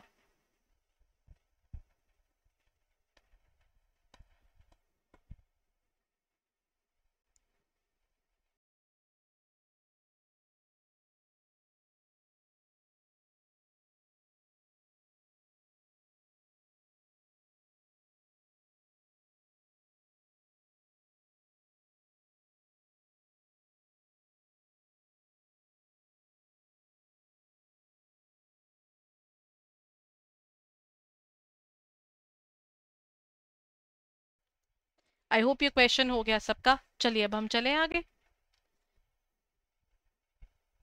इसका आंसर इज बी। छोटे छोटे क्वेश्चंस है, बुक के अंदर भी ऐसे क्वेश्चंस दिए हुए हैं, तो उसके हिसाब से आपकी प्रिपरेशन में डेफिनेटली ये चीज़ अच्छी है अगर आप इसको अच्छे से पढ़ते हैं तो। Weighted average cost of capital का फॉर्मूला आपके लिए यहाँ लिखा हुआ है। In dash the lessor borrows money to purchase an asset and then lease that asset to the lessee। हम लोग क्या करते हैं, हम कई बार ना अपने पास पैसा नहीं होता, हम दूसरे से लोन लेकर एसेट खरीदते हैं और उसको लीज पर दे देते हैं। ये डोमेस्टिक लीज है? नहीं, डोमेस्टिक लीज होता है कंट्री के विद इन ही अगर आप लीज लेते हो तो। वेट लीज और ड्राई लीज, ये दो तरह की लीज होती है। वेट लीज होती है जब ओनर अपने पास उसकी मेंटेनेंस का भी खर्चा अपने ऊपर रखता है। सेल एंड लीज बैक होता है, मेरे पास ना वो एसेट का ना इतना ज़्यादा ऑपरेटिंग कॉस्ट मेंटेन नहीं हो रही थी, तो मैंने क्या किया, मैंने आपको बेच दी और मैंने बोला कि देखो आप मेरे को एसेट यूज करने को दे दो, लेकिन मेरे पास ओनरशिप नहीं रखनी, मेरे को इसकी मेंटेनेंस बहुत हाई है, मैं आपको किराया दे दूंगी। तो सेल एंड लीज बैक उसके अंदर आता है। तो इसका आंसर क्या हुआ? Leverage lease. लेवरेज यानी मेरे पास पैसा पड़ रहा था कम, मैंने तो जी लिया लोन, और लोन लेकर मैंने वो एसेट खरीदा, और आपने मुझसे मांगा था, शायद मेरा काम लीजिंग का ही होगा, इसी कारण मैंने वो आपको खरीद कर दे दिया। That is C. Dash is the simplest form of interest rate swaps where a fixed rate is exchanged for a floating rate or a vice versa on the given notional principal at a pre-agreed interval during the life of the contract. Plain vanilla swap, then is straight rate swap, और plain white swap या फिर straight white swap. देखिए swap basically क्या होते हैं, जब ना आप कोई चीज एक्सचेंज कर लेते हो, स्वैप मतलब एक्सचेंज करना। तो यहाँ पर ना जब आप किसी को ना एक लगता है कि अरे यार इस ऑर्गेनाइजेशन का बड़ा अच्छा है, ये ना जो इनके पास में रेट है ना फ्लोटिंग रेट के, इनके पास बॉन्ड्स वगैरह पड़े हैं, मेरे को वो अच्छे लग रहे हैं, मेरे पास भी पड़ी हैं, उनके पास भी लोन्स वैसे हैं, बस फर्क है कि मैं फिक्स्ड रेट वाली हूँ, मेरे यहाँ पर फिक्स्ड रेट है मेरे लिए हुए लोन्स का, और उनका उनका फिक्स नहीं है, उनका फ्लोटिंग है। हमें जब एक दूसरे का सिर्फ क्या अच्छा लग रहा है, इंटरेस्ट रेट, हमारे पास लोन्स जो है हम अपने अपने खुद पे कर देंगे, हम सिर्फ इंटरेस्ट का क्या कर रहे हैं, चेंज कर रहे हैं। मैं अब आपसे आपका वाला इंटरेस्ट रेट लेने को तैयार हूँ। मान लीजिए मैं फिक्स्ड पे करती हूँ और आप फ्लोटिंग पे करते हो। अब हमने डिसाइड किया है स्वैप करने का, तो अब मैं फ्लोटिंग पे करूंगी और आप फिक्स्ड पे करोगे, क्योंकि हम मेरे को लग रहा था कि फिक्स्ड में फायदा नहीं और आपको लग रहा था फ्लोटिंग में फायदा नहीं। इस तरह के बेसिक से स्वैप को कहा जाता है plane vanilla swap. It's like आपके पास एक ब्लू टी शर्ट है, मेरे पास एक रेड टी शर्ट है, मुझे आपकी ब्लू टी शर्ट अच्छी लग रही है, आपको रेड वाली अच्छी लग रही है, लेकिन ओनरशिप आपकी है। ठीक है, इसका जो लोन आपने ही पे करना है, बस इंटरेस्ट का फर्क देना है, ये चीज होती है। ठीक है, the answer is a, plane vanilla swap. बाकी जो दिए हुए हैं वो स्वैप्स के अलग ही दिए रखे हैं, वो उनमें से कोई वैल्यू बनती नहीं है। A credit purchase of 590 was wrongly recorded in the books of accounts as 950. कोई चीज 590 की थी, मैंने 590 की चीज 950 कर दी, क्योंकि मैंने आगे पीछे 59 का 95 बना दिया ना। जब ऐसा कुछ हो जाए तो इसे हम क्या कहेंगे, ये कंपनसेटिंग एरर नहीं है। कंपनसेटिंग एरर होता है दोनों तरफ की गलतियां, डेबिट में भी गलती क्रेडिट में भी गलती, मिलती ही नहीं है।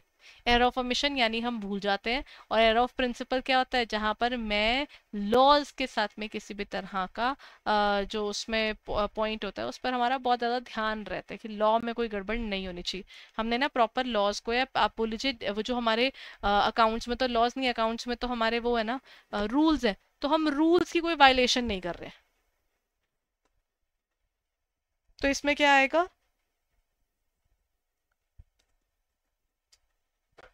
उसके हिसाब से एक ही पॉइंट बचा, यानी एरर ऑफ कमीशन। राइट, चलिए अब चलें आगे।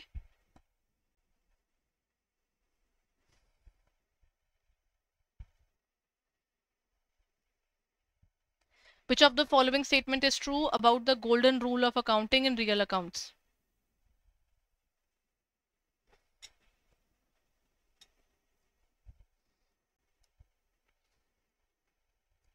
इसको हमेशा याद ही रखना है, ये ना कभी भी ये बैठकर ये वाले पॉइंट्स नहीं देखने हैं, ये आपके लिए बेनिफिशियल नहीं होंगे। इसका फॉर्मूला होता है debit the receiver, credit the giver. और अगर आप ये फॉलो कर रहे हो तो जितने भी एसेट्स हैं वो आपके इंक्रीज डेबिट से होते हैं, और जितनी भी लाइबिलिटीज हैं वो इंक्रीज क्रेडिट से होती हैं, और वाइस वर्सा एग्जिस्ट करता है। तो डेबिट में सारे के सारे डेबिट, हम लोग क्या करते हैं, जब हमारा कोई एसेट बढ़ता है तो डेबिट से बढ़ता है, और एसेट घटता है तो क्रेडिट से घटता है। तो हम इसमें debit all increase and credit all decreases बोल सकते हैं, बिकॉज रियल अकाउंट जो है वो हमारा एक्सक्लूसिवली एसेट से लिंक्ड है। तो हम यहाँ पर ना, ये वैसे मैंने मॉडर्न रूल का पॉइंट बता दिया, इसको आप ये बोल सकते हो डेबिट साइड से ये बढ़ती है और क्रेडिट साइड से एसेट्स घटते हैं।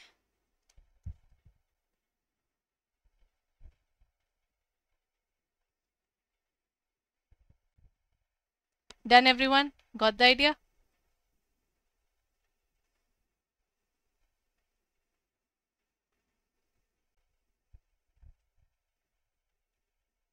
डन एवरीवन, ये था हमारा रियल अकाउंट। अच्छा, अब ये था ऑप्शन नंबर ए, इसको हमेशा ऐसे ही करना है, किसी और तरीके से मत कीजिएगा। अगर आप पहले सारे ऑप्शंस पढ़ेंगे और फिर करेंगे ना, चांसेस होता है कि हमारा आंसर गलत आ जाए, बहुत नॉर्मल है ये बात। If the cash sales is of rupees 16,000 were not posted to the sales account, what would be the appropriate rectification entry? Everyone?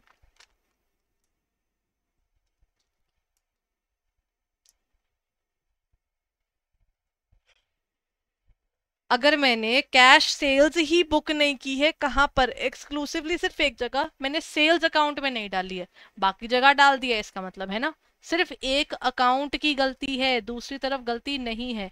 इस तरह की एक जो गलतियां हैं ये हमारी नॉर्मली ओमिशन में हो जाती है कि हमने एक पार्ट पूरा नोट नहीं किया और एक पार्ट हमने पूरा नोट कर लिया।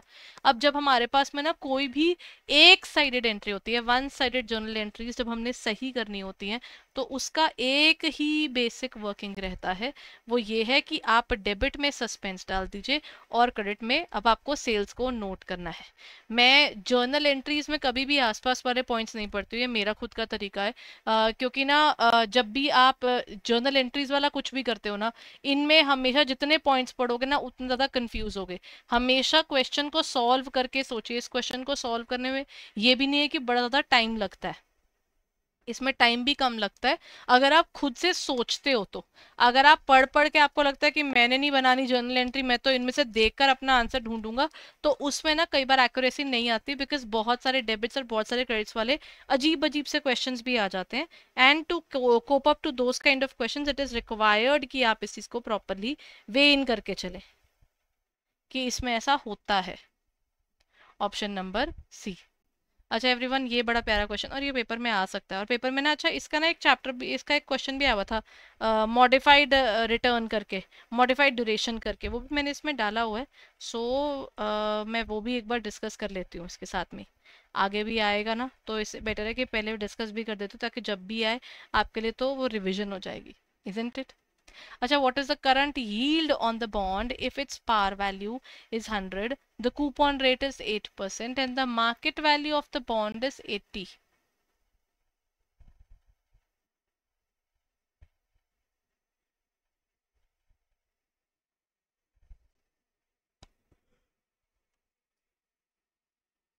आपके अकॉर्डिंग इसका आंसर क्या होगा? यहाँ पे क्वेश्चन क्या कह रहा है, जब हमने करंट यील्ड निकालनी होती है ना, उसका फॉर्मूला होता है जितने का भी आपका जैसे करंट यील्ड निकालनी है ना, आप लिखिए इंटरेस्ट की value divided by current market value. ये कूपन रेट नहीं, ये फेयर वैल्यू हमको जो बुक वैल्यू है वो इस कारण चाहिए होती है क्योंकि हमेशा बुक वैल्यू पर इंटरेस्ट मिलता है। इंटरेस्ट आपको मार्केट में क्या रेट चल रहा है उससे नहीं मिलता, जिससे मैं आप पे इशू किया है उस पर मिलता है। अगर मेरी चीज़ 100 रुपीज़ की हमने मार्केट में उसकी फेयर वैल्यू जो है, मतलब हमारी जो बुक वैल्यू है, जितने पर हमने इशू करने की बात करी थी, हमने बुक्स में जो नोट किया है वो 100 रुपीज़ है, तो आपका कूपन रेट उसका 8%, यानी कितने हुए, 8 रुपए आपका क्या हुआ, इंटरेस्ट हुआ। मार्केट वैल्यू आज कितनी चल रही है, 80।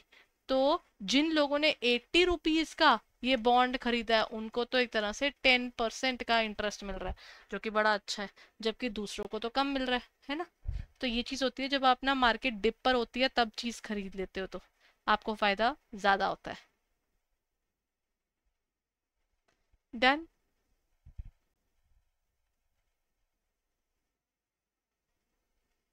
चलिए, अब इसके हिसाब से इसका आंसर क्या बना, द आंसर इज बी, 10%।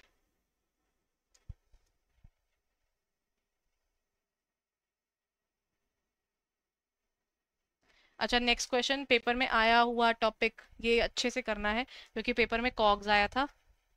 इस बार हो सकता है जीपी और एनपी रिलेटेड भी कोई ना कोई क्वेश्चन आ जाए, तो ये अच्छे से करना है। प्लीज इसको ध्यान से पढ़िए क्वेश्चन को और ट्राई कीजिए।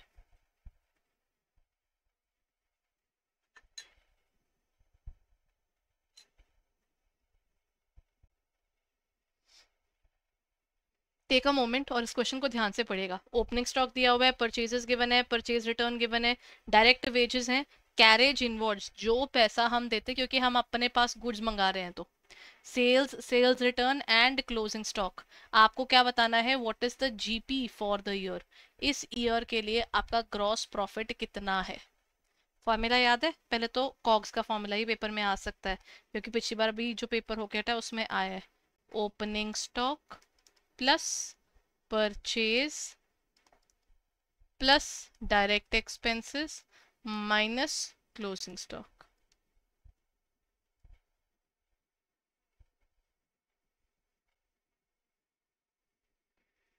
एवरीवन, क्या आएगा इसमें आंसर, ओपनिंग स्टॉक है, परचेजेस हैं। अब मेरे पास अगर ओपनिंग स्टॉक दिया हुआ है वो 40,000 है, परचेजेस मेरी 3 लाख में से 10 माइनस करनी है क्योंकि मैंने कुछ गुड्स खरीद कर वापस कर दिए हैं। फिर उसमें क्या ऐड करना है, डायरेक्ट एक्सपेंसेस, जो भी हम वेजेस पे करते हैं, इस केस में वेजेस कितने थे? 50,000। कैरेज कितना था? 5,000। ठीक है ना, हमारे पास ये आ गया। और क्लोजिंग स्टॉक थी देन, अच्छा इसमें सारा पहले लिख लिया ना आपने, opening stock plus purchase plus the direct expense minus the closing stock.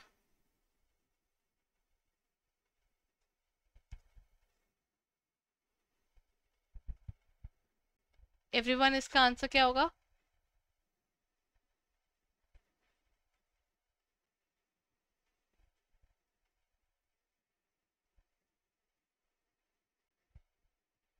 बताइए, इसका आंसर क्या होगा? अगर हम निकाल रहे हैं तो आप ना पहले ओपनिंग स्टॉक में, ओपनिंग 40 था, उसमें आपने परचेजेस ऐड करी नेट, आपने डायरेक्ट वेजेस ऐड कर दिए और कैरेज इनवर्ड्स ऐड कर दिया, और क्लोजिंग स्टॉक आपको माइनस भी करना है 60,000 का। उठाइए कैलकुलेटर और वैल्यू निकालिए।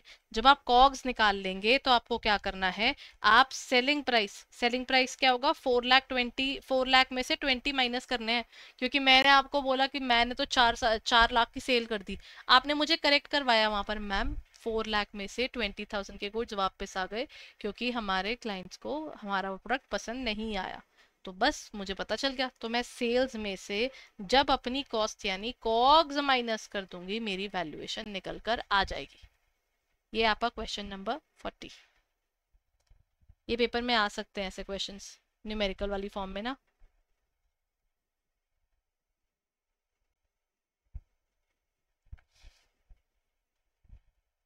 Question number 41।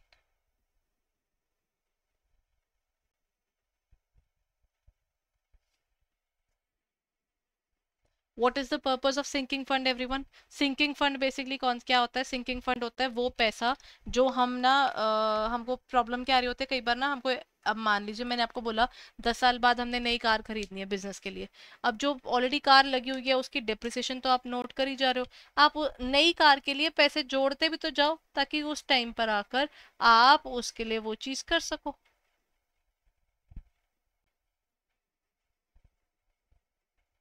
राइट?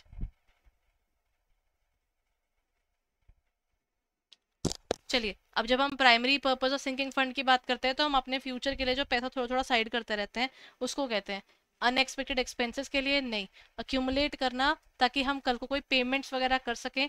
चाहे हम इसको डेप्रिसिएशन के पॉइंट ऑफ व्यू से बात करें या इंटरेस्ट एंड एन्युइटीज के हिसाब से बात करें, ये दोनों जगह यूज होता है। To finance day to day operations नहीं, फाइनेंस ये तो वर्किंग कैपिटल का काम होता है। और टू पे फॉर द एम्प्लॉय बोनस, ये तो आपका कस्टम एम्प्लॉयज की तो बात आ गई।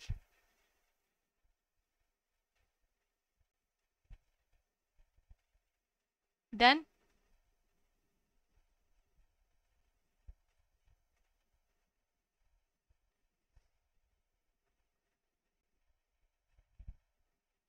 डन, इसका आंसर क्या होगा? इसका आंसर आ गया आपके पास में बी।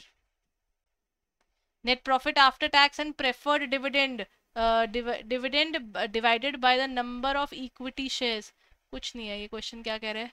ये कह रहा है कंपनी ने ना नेट प्रॉफिट कमाया, उसमें से पहले प्रेफरेंस डिविडेंड पे किया, और ये जो जो पैसे बच गए वो इक्विटी शेयर होल्डर्स को दे दिए। ये किसका पैसा होगा? टोटल इक्विटी शेयर होल्डर का।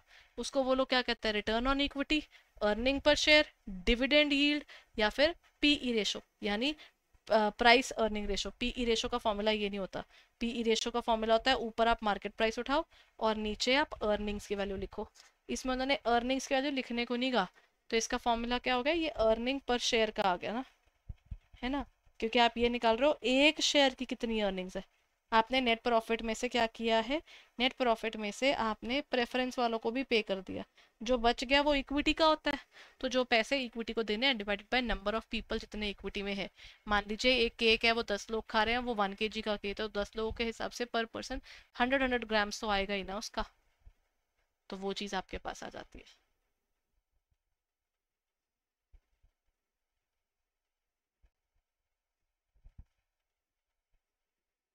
देन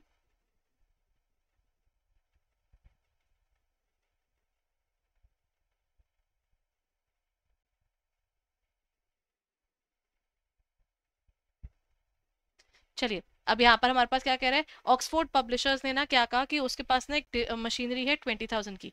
अब ये कहता है the rate of depreciation is 10% per annum, और डेप्रिसिएशन आपको फाइंड आउट करनी है for the value of the machine after 3 years. Everyone, 3 साल बाद इस मशीन की वैल्यूएशन क्या रह जाएगी? इसको फॉर्मूला को हम यूज कैसे कर सकते हैं? डेप्रिसिएशन दी हुई है ना, तो इसकी वैल्यूएशन में वो कह रहे हैं डेप्रिशिएटेड वैल्यू। वैसे ना इस क्वेश्चन को ना हमेशा लिखना होगा पेपर के अंदर कि या तो एसएलएम यूज हो रहा है या डब्ल्यूडीवी यूज हो रहा है, तो वो आपको बताना पड़ता है, क्वेश्चन के अंदर कंपलसरी होता है। अब क्योंकि यहाँ पर कुछ बताया नहीं है तो आई एम अज्यूमिंग कि मैं इसमें ना कैलकुलेटर पे करूँगी। मेरे पास 20,000 की मशीनरी है, 20,000 की मशीनरी, और मेरे को क्या चाहिए यहाँ पर? मेरे को चाहिए डेप्रीसिएटेड वैल्यू आफ्टर 3 ईयर्स। मतलब पहले साल मेरे पर 10% लगा, पहले साल के बाद मेरे पास वैल्यू बची 18, उसके बाद आप फिर उसका कितना माइनस करोगे? 10%, देन इज 16,200। अब इसमें से फिर आप 10% माइनस करोगे,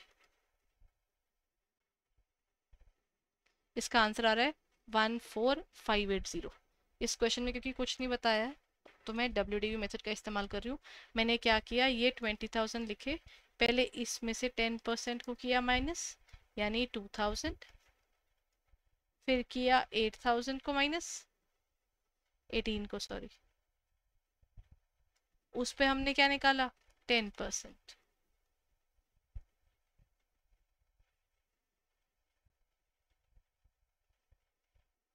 एंड इसके बाद क्या होगा? अब ये 1800 माइनस करेंगे तो उसके बाद थर्ड ईयर के बाद कितना बच जाएगा?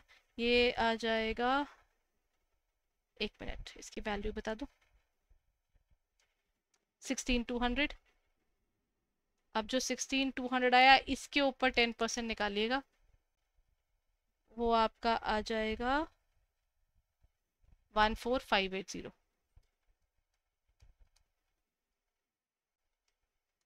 ये आ गए ना तीनों वैल्यूज। इसको हम लोग क्या कहते हैं? WDV method. ऐसे क्वेश्चंस को प्यार से अच्छे से करना, और न्यूमेरिकल से डरना नहीं है। पेपर में न्यूमेरिकल आएगा, किसी भी फॉर्म में आए, लेकिन न्यूमेरिकल आता है, तो अच्छे से करना है वो। Number 44, which of the following are responsible for causing bond price volatility? देखिए, बॉन्ड प्राइस की वैल्यू बदलती है डिमांड के साथ, ठीक है। Changes in the interest rate risk, अगर किसी और के इंटरेस्ट रेट के बदलेंगे प्राइसेस, तो वो तो हमको भी इम्पैक्ट डालेगा ही डालेगा ना, तो ये तो एक फैक्ट है। तो अब नेक्स्ट पॉइंट हमारे पास आ जाता है क्रेडिट रिस्क। अब आपको ना कई बार डर लगता होता है किसी को लोन वगैरह देते हुए या किसी से लोन लेते हुए कि वहां पर अगर कोई पेमेंट ना हो पाई, डिफॉल्ट हो जाए, तो ऑर्गेनाइजेशन का उसमें नुकसान है ना। तो इस तरह के रिस्क में वो लोग क्या करते हैं, चेंजेस इन इंटरेस्ट रेट आपकी बॉन्ड के प्राइस को चेंज करता है। तो this first part is definitely correct. Second point क्या कहता है? वो कहता है क्रेडिट रिस्क भी आ गया। इंटरेस्ट रेट बदलोगे, क्रेडिट रिस्क बदलेगा, जितना लोन लोगे आपका रिस्क उतना बढ़ेगा, रिस्क जितना बढ़ेगा आप रिटर्न भी उतनी मांगोगे। और लिक्विडिटी देखिए, ज़्यादा बॉन्ड्स बूंड्स भी लेना ना कई बार आपकी लिक्विडिटी को इम्पैक्ट कर जाता है। तो आप कभी भी कोई चीज़ ऐसी करते हैं तो कितनी जल्दी वो लिक्विड भी हो सकती है, यानी कैश में कन्वर्ट कर सकते हो, उसकी वैल्यूएशन भी उतनी ही इम्पॉर्टेंट है। तो उस हिसाब से देखा जाए तो इसका answer has to be all of the above. इसका आंसर आएगा ऑल ऑफ द अबव, ठीक है। अब हमारे पास क्या है? Bonds that give a right to the holder to force the issuer to pay. मेरे को नहीं पता जी, आप मेरे को मेरे पैसे वापस करो, जब हम ये बात कह देते हैं, ठीक है, before the maturity on the put dates are referred to as, आप सामने वाले पर फोर्स कर सकते हो कि जी आप हमको मेच्योरिटी डेट से पहले ही पैसा वापस करो। वो कॉलेबल बॉन्ड नहीं होता। कॉलेबल क्योंकि यहाँ पर कंपनी की इच्छा वो कब दे रही है। कन्वर्टेबल बॉन्ड जिसको आप इक्विटी में कन्वर्ट कर सको, जिसमें कोई इंटरेस्ट ना हो, उसे जीरो कूपन बॉन्ड कहा जाता है, क्योंकि ये इशू ही डीप डिस्काउंट पर होते हैं और पे पूरे प्रीमियम प्राइस पे होते हैं। मतलब आपने 80 रुपीज का इशू करा है और 100 रुपीज आपने लोगों को पे करने हैं, वो आता है। तो इसमें एक ही पर्टिकुलर बॉन्ड इसका आंसर बनता है, वो है ऑप्शन नंबर ए। इन्हें पुटेबल बॉन्ड भी कहा जाता है, ठीक है। चलिए next point. Dash is the official certificate issued in which the company who holds the paper certificates can claim the value of the bond. Everyone, what should be the answer for this 46th question?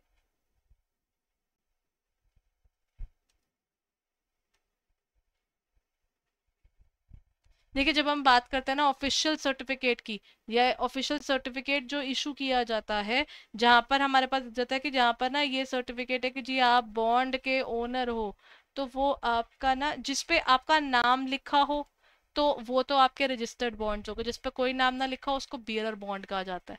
जब आपका नाम आ रहा है तो वो हमारे पास में डिफरेंट हो जाता है। अदरवाइज अगर वो रजिस्टर्ड बॉन्ड होता है जिसपे नाम नहीं लिखा, तो जिसके हाथ में हमको वो बॉन्ड दिख गया, हम मानेंगे जी बॉन्ड इसी का है। कौन सा लड़ाई कर सकते हो, कोई प्रूफ तो है नहीं, जैसे मनी का नहीं होता। स्टॉक सर्टिफिकेट होते थे पहले, अब नहीं होते हैं। पहले सर्टिफिकेट होते थे कि हाँ जी इस पर्सन ने हमारे पास से शेयर खरीदा, ये उसकी पूरी सर्टिफिकेशन है। बियर बॉन्ड जिसपे किसी का नाम ना लिखा हो, जिसके पास गया उसी को इंटरेस्ट पे हो जाएगा। देन कम्स प्रोमिसरी नोट, जहाँ पर डेटर प्रॉमिस करता है क्रेडिटर से कि मैं आपको इतने टाइम बाद पैसे दूंगा। आपको मेरे को ऑर्डर देने की जरूरत नहीं है। फर्क है ना दोनों में। एक पर्सन खुद जाता है और एक में वो वहां पर, जैसे अगर हम बात करते हैं इसकी बॉन्ड्स की और बाकी सब की, हर एक के अंदर कुछ ना कुछ माइनर मेजर डिफरेंस आपको देखने को मिलेंगे ही मिलेंगे। अच्छा, ट्रेजरी बिल्स होते हैं ये आरबीआई इशू करता है फॉर द गवर्नमेंट। ठीक है। एंड प्रोमिसरी नोट कौन से होता है? प्रोमिसरी नोट वो होता है जहां पर एक पर्सन प्रॉमिस करता है कि जी मैं आपको पैसे दे दूंगा, आप चिंता मत करो। बिल्स ऑफ एक्सचेंज में ऑर्डर होता है, आई ऑर्डर यू टू पे this much amount of money after this much amount of time. वो चीज का फर्क होता है यहाँ। अच्छा, ये पेपर में आया था इस बार everyone, again a very important question. For the purpose of income tax the person as mentioned in section 2 of IT act includes individual, HUF, company और एलएलपी। इसमें 7-8 चीजें आती हैं। Individual, HUF, partnership, company, LLP, ठीक है, और AOP, BOI और artificial juridical person, ये सारे इसके अंदर आते हैं। और ये पेपर में पूछा है इस बार। तो इसका answer all of the above है। तीन ये रहे, एओपी, बीओआई और आर्टिफिशियल जुरिडिकल पर्सन। इन कोऑपरेटिव सोसाइटीज भी इसी के अंडर अकाउंट होती हैं, वो भी पर्सन है।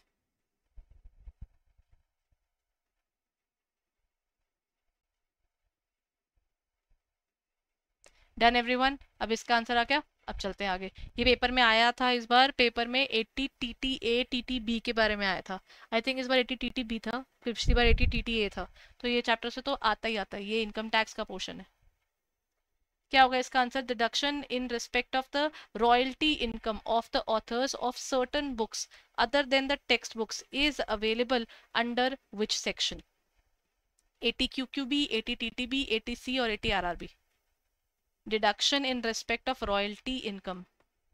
जो रॉयल्टी इनकम है, हमेशा याद रखना, रॉयल्टी किसकी? बुक्स की। ये ना बी फॉर बुक्स होता है ना, तो ये आपका आता है क्यूक्यूबी के अंडर। आरआरबी पेटेंट से लिंक्ड है, मतलब मैंने ऐसे याद किया था, पी और आर दोनों बडीज हैं, तो वो वहां जाता है। क्यू क्यू बी आता है आपकी बुक्स के साथ। जैसे बच्चे पूछते हैं ना क्यों पढ़नी है books, you have to find your own ways. कभी भी ना ये मत सोचिएगा कि बड़ा सिली वे है याद करने का, सेक्शन याद कैसे होने, इतने तो सेक्शंस हैं ये।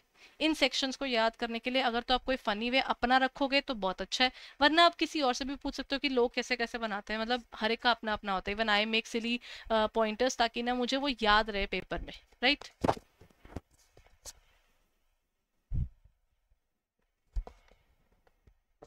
तो इसका आंसर है क्यू क्यू बी। टीटीबी बुजुर्गों के लिए है, यानी अगर कोई भी 60 से अब जो लोग हैं, अगर उनको 50,000 तक का एफडी पर इंटरेस्ट आता है तो उसके ऊपर उनको टैक्स नहीं देना, वो माफ है। एटीसी हमारा सारा एलआईसी और वो सब है जो न्यू टैक्स रिजीम के आने के बाद से खत्म हो जाएगा। देन आरआरबी हमारा मैंने आपको बताया, ये आपका लगता है पेटेंट्स के ऊपर। और ये दोनों के अंदर क्यूक्यूबी और आरआरबी में 3 लाख की लिमिट है, एटीसी में 1,50,000 की लिमिट है। तो ये इन सब की लिमिट्स है, इससे आपको याद रहेंगी। Then comes under which section the royalty on patents, मतलब वो पेटेंट्स भी आ गया ना, वो आरआरबी है। क्यूक्यूबी और आरआरबी पेपर में मुझे अभी भी लगता है कि ये ना 80 GB पेपर में पहले आया हुआ है। 80 GB आया हुआ है, ये आपका जी फॉर गरीबों को दान, ऐसे याद रख लीजिएगा, ये डोनेशंस का है। You will have to find your own ways everyone. मतलब पेपर के टाइम पर ना जितना आप इसको अच्छे से याद करेंगे, इसका फायदा आप ही को होगा और किसी को नहीं होगा, क्योंकि ये पेपर में आते हैं। तो मैंने यहाँ पर आपको लिस्ट भी दे दी है। हर बार पेपर में इन्होंने इससे क्वेश्चंस पूछे ही पूछे हैं। एक या दो क्वेश्चंस रहते हैं। ATE, ई फॉर एजुकेशन, याद रख लीजिएगा, एजुकेशन लोन के लिए उसका इंटरेस्ट का यहाँ पे आता है। डन। इनको ऐसे ही याद कीजिएगा, इसी सीक्वेंस में, तो आपको प्रॉब्लम नहीं आएगी।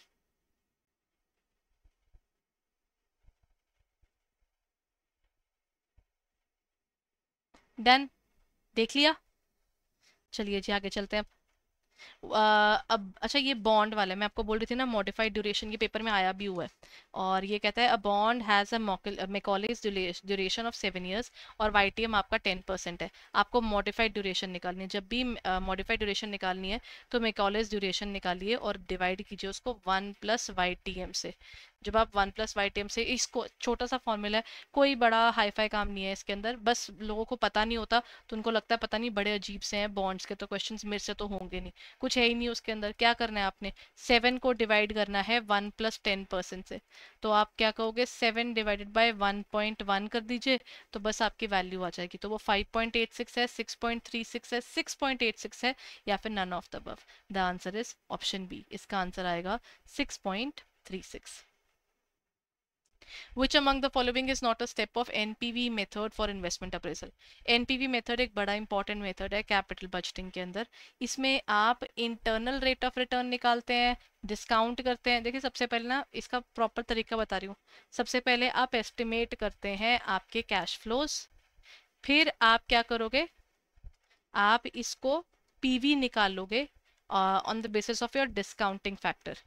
ठीक है, फिर जो आप करोगे इसका total of cash present value में जो आपके पास है, कैश प्रॉफिट्स का प्रेजेंट वैल्यू निकालेंगे। इसमें से आप माइनस करते हैं इनिशियल इन्वेस्टमेंट। इसका एक स्पेसिफिक रूल, जिन्होंने ये पहले कभी नहीं किया ना, इसका एक रूल हमेशा याद रखना, नेट प्रेजेंट वैल्यू है। अगर आप ये इसको देखोगे, देखिए अगर आपने बोला कि आज मैंने 10,000 लगाए हैं और फ्यूचर में ये 15 बन रहे हैं, आपको पैसा फ्यूचर में अच्छा आता हुआ दिख रहा है ना, ये क्वेश्चन कहते हैं आपको फ्यूचर में 15 आ रहे हैं, उस 15 की आज की वैल्यू कितनी है, सारा इंटरेस्ट निकाल कर बताओ आज कितनी है। तो जो आपकी आज की वैल्यू है उसमें से आप आज की इन्वेस्टमेंट माइनस करोगे। तो जो अगर ये प्रॉफिट पॉजिटिव दिखा तो आप उसको एक्सेप्ट कर लीजिए, अदरवाइज आप उस प्रोजेक्ट को रिजेक्ट कर दीजिए। इसका बेसिक पर्पस ये होता है। और यहाँ पर हम लोग ना ये पॉइंट नहीं करते। IRR तो खुद में एक अलग है। IRR होता है कि हमें डिस्काउंटिंग फैक्टर क्वेश्चन ने नहीं दिया, आप अपने हिसाब से मेहनत करो और उसको निकालो, और ये ज्यादा टाइम कंज्यूमिंग पॉइंट है, पता है। Then comes the customer keeps some amount of money out of the progressive bill payments with himself as security deposit to ensure that the work is carried out as per the plan agreed to the contract and that there are no defects in the end work. Retention money, unpaid contract money, progress unpaid money और security money। देखिए customer अगर पूरा labour को payment कर देगा तो labour पता नहीं ढंग से काम करेगी कि नहीं करेगी, तो हम कुछ पैसा हमेशा रखते हैं और उस पैसे को रिटेंशन मनी कहा जाता है। कंट्रैक्ट एक्ट के अंडर ये होता है। हम लोग क्या करते हैं, कंट्रैक्ट एक्ट नहीं, एक्चुअली कंस्ट्रक्शन कॉन्ट्रैक्ट का आपका जो वो है ना, AS7, उसके अंडर आता है ये। आप इसको वहां भी पाओगे और मॉड्यूल डी के अंदर भी इसको बड़े प्यार से उन्होंने एक्सप्लेन किया हुआ है, कंस्ट्रक्शन कॉन्ट्रैक्ट्स को अलग से भी। तो वहां पर ये होते हैं जो पैसा आप थोड़ा सा रखते हो, पूरा नहीं देते हो, तो वो आपका रिटेंशन मनी आता है। एक लेसी है, it can be defined as a person who. Lessee कौन होता है, एक होता है लेसर, एक होता है लेसी। लेसर होता है जो अपने गुड्स देता है किसी को यूज करने को, अपनी कोई प्रॉपर्टी देता है यूज करने को। तो लेसी होता है जो उस प्रॉपर्टी को यूज करता है, तो ये गिविंग पर्सन नहीं है, ये टेकिंग पर्सन है। एंड ऐसे पॉइंट्स पर आकर ना मैं हमेशा एक चीज मानती हूँ, जैसे मैंने आपको भी पीछे जर्नल का बताया, कभी भी इनमें ना पॉइंट्स नहीं पढ़ने हैं। जब भी आप इनमें, आप कभी भी नोटिस करना, ऐसे छोटे छोटे और इम्पोर्टेंट एरियाज के अंदर ना, अगर आपने इसके सारे के सारे ये पढ़ लिए, एम से आप इसका आंसर आपने खुद से नहीं सोचा और आप कहते हो कि नहीं मैं ना ऑप्शंस में से इसका आंसर सोचूंगा, आप गड़बड़ करोगे, आप टाइम ज्यादा लोगे। वहीं अगर आपने क्वेश्चन खुद से अपने मन में सॉल्व किया फिर करोगे, फिर आपको कोई प्रॉब्लम नहीं आएगी। ये इसकी खासियत है। नहीं बाइस नहीं है, ये क्वेश्चन गलत दिया हुआ है, मैं इसको ठीक कर देती हूँ अभी। ठीक है, बस ये क्वेश्चन गलत है अभी, बाकी ठीक है। Lessee is basically the person who takes the property only, इसका आंसर बी आएगा। ये हाफ मार्कर क्वेश्चंस में ऐसे छोटे छोटे क्वेश्चंस आ सकते हैं। ठीक है, अच्छा, ये कंपाउंड इंटरेस्ट का फॉर्मूला है, ये पेपर में पूछा जा सकता है। अब ना ये फॉर्मूलाज बहुत पूछने लग गए हैं, और लोगों को लगता है कि मैम न्यूमेरिकल तो इतना ज़्यादा आए नहीं, ये ऐसे फॉर्मूलाज पूछ के भी तो अपना काम पूरा कर देते हैं। कंपाउंड इंटरेस्ट अगर आपको बोला जाए, for 1 year is calculated with the help of which of the following formulas in case of interest is compounded quarterly. Her quarter में कंपाउंड करना मतलब एक साल में 4 बार, क्योंकि 12 महीने हैं और आपके पास हर 3 महीने का एक क्वार्टर है। तो कितना आया, मतलब डिवाइडेड बाय 3 कर लेते हैं ना, तो आपके पास टोटल 4 क्वार्टर्स आते हैं पूरे साल में। तो आप क्या बोलोगे, तो इसका मतलब हमारा एक तो जो रेट है वो पूरे साल का जितना भी होगा उसको आप डिवाइड बाय 4 करोगे। रीजन कि आपका जो इंटरेस्ट है वो पूरे साल का है, उसको आप डिवाइड बाय 4 करके उसकी एक क्वार्टर की वैल्यू निकालोगे, और रेस टू पावर 4 करके आपका क्या निकलेगा, आपकी वैल्यूएशन, जहां पर हम कहते हैं कि कितनी बार कंपाउंडिंग हो रही है एक साल में। तो इसका आंसर आएगा D. What is the required rate of return, अब आपको रिक्वायर्ड रेट ऑफ रिटर्न निकालना है। सीएपीएम मेथड है, पेपर में पूछा जाता है। कैपिटल एसेट प्राइसिंग मॉडल मैंने तभी इसमें रखा था। कैपिटल एसेट प्राइसिंग मॉडल एक इंपॉर्टेंट मॉडल है, और इसका फॉर्मूला क्या होता है, risk free rate of return plus beta, फिर आता है आरएम माइनस आरएफ। ये फॉर्मूला याद रखिएगा। एक होता है, जैसे पीछे हमने पढ़ा नहीं था, जो रिस्क रिटर्न ट्रेड ऑफ वाला पॉइंट, अभी तो पीछे करके आए हैं हम। Risk free rate of return कितनी होती है, जैसे यहाँ पर दी हुई है, risk free rate of return is 9%। आपका बीटा कितना है, 1। बीटा होता है मार्केट सेंसिटिविटी, मार्केट चेंज होती है तो आप कितना चेंज हो जाते हो। तो एक तरह से ड्रामेटिक इफेक्ट है कि अगर दुनिया ने बोला कि ये हो रहा है, आपने भी सेम चीज बोली, तो वो चीज शो करता है। Beta is your sensitivity towards market. अब जैसे कोई पर्सन बोलता है जी मेरे को तो ना डस्ट से एलर्जी है, कोई कहता है मेरे को कोई एलर्जी नहीं है, कोई कहता है मेरे को ना डस्ट मेरे आसपास आती है, मेरे को बहुत ज़्यादा एलर्जी है। तो आपको ना इंटेंसिटी मालूम हो जाती है। वैसे ही इंडस्ट्री में इन्फ्लेशन अगर आपकी ऑर्गेनाइजेशन को मारेगी, वो आपके लिए नुकसानदेह है, तो वो आपको बता रही है कि हाँ ये वाले पॉइंट्स पर आकर आप सेंसिटिव हो, तो इसको बीटा सेंसिटिविटी कहते हैं। अब मार्केट में हमारे पास कितना मिल रहा है, कुछ बताया इन्होंने, बोला था expected rate of return of equity is 12%। ठीक है, अब हमारे पास ये है what is the required rate of return. ठीक है, मार्केट रेट हमारा 12% है। मार्केट में अगर रिस्क के साथ में लेंगे तो 12% पर है, बिना रिस्क के हम 9% पर है। मतलब क्या मैं कह सकती हूँ कि मेरे को इसके लिए 3% एक्स्ट्रा मिलता है, और उसको बीटा से आप मल्टीप्लाई कर लीजिए, वो बन जाएगा आपका 12% all in all. So the answer is C here. ठीक है, dash is similar to factoring but is used in case of exports and where the sale is supported by bills of exchange or promissory notes। अब ये ना factoring क्या होता है, कई बार हम दूसरों से पैसे निकलवाने होते हैं, हम खुद नहीं निकलवा सकते, तो हम ना किसी और को बोल देते हैं, वो हमारे लिए पैसे निकलवा के देता है। अब एक होता है फोरफीटिंग। फोरफीटिंग का मतलब होता है, अब किसी पर्सन ने बाहर इम्पोर्टिंग कराई है मुझसे, अब वो पता नहीं पैसे देगा कि नहीं देगा, उसका एक तसल्ली मेरे को दिलाना कि चिंता ना करो पैसे मिल जाएंगे, वो मेरे को पैसे देगा, खुद जाकर अपने लेवल पर वसूल कर लेगा उस पर्सन से। That's not my task, I just give it to that particular person, मेरे को अपना अश्योर्ड पैसा मिल जाता है, that is your forfaiting. ठीक है, featuring there is nothing called like fostering भी, हम ये इंग्लिश वर्ड्स हैं, लेकिन इनकी अकाउंटिंग के अंदर कोई स्पेसिफिक पोजिशन नहीं है। Then comes the next part is your if all the current assets of the firm are financed out of short term, the firm may feel a crisis। अगर आपके सारी की सारी चीजें आपकी शॉर्ट टर्म से ही निकल रही हैं, मतलब आप तो अपना कैश खत्म कर दोगे एक तरह से। सोचिए एक बार, बार बार हर चीज में पैसा ही निकली जा रहा है, तो जब एकदम से कोई इमरजेंसी आ जाए, इमरजेंसी पूरी करने के लिए पैसा ही नहीं ऑर्गेनाइजेशन के पास, जो कि एक गलत बात है। तो यहाँ पर अफेक्ट क्या करती है हमारी liquidity. In a dash lease of the lessor borrows the money to purchase an asset। अच्छा ये हमने पीछे कर लिया, ये रिपीट हो गया क्वेश्चन। ये होती है लेवरेज्ड, जब हमने ना लोन लेकर अपने लिए एसेट खरीदा है तो उसको बोलते हैं लेवरेज्ड। पॉइंट्स डिफरेंट हो गए, ऑप्शंस डिफरेंट दिख रही हैं, लेकिन सिमिलर क्वेश्चन है। अच्छा ये क्वेश्चन क्या कह रहा है, calculate the accounting rate of return from the following. ऐसे क्वेश्चन पेपर में आते हैं। प्रॉफिट दिया हुआ है 80, 90 और 1,10,000। Average value of the investment is 6 lakh. आप क्या करेंगे, आपको दिया हुआ है 80,000 is your profit for the first year, 90 is for the second year and 1,10,000 is for the third year. अब पहले आप इसका एवरेज निकाल लो, क्योंकि इन्होंने इन्वेस्टमेंट की वैल्यू दी हुई है एवरेज वाली, तो इसका मतलब ऊपर भी एवरेज नीचे भी average. Average profit divided by average capital, divided by average capital is 6 lakh. ठीक है, अब ज़रा कैलकुलेटर ले लेते हैं। मेरे को वैल्यूएशन में क्या दिख रहा है, 80, 90 और 1,10,000। ये बना 80, ये बना 90 और ये बना 1,10,000 डिवाइडेड बाय 3। तो मेरे पास आया ये 93.333। यही है ना, 80, 90 एंड 1,10,000।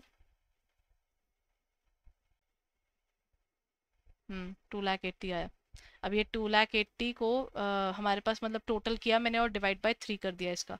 मैंने बेसिकली ना इसका एवरेज निकाल दिया पहले, सिर्फ प्रॉफिट का।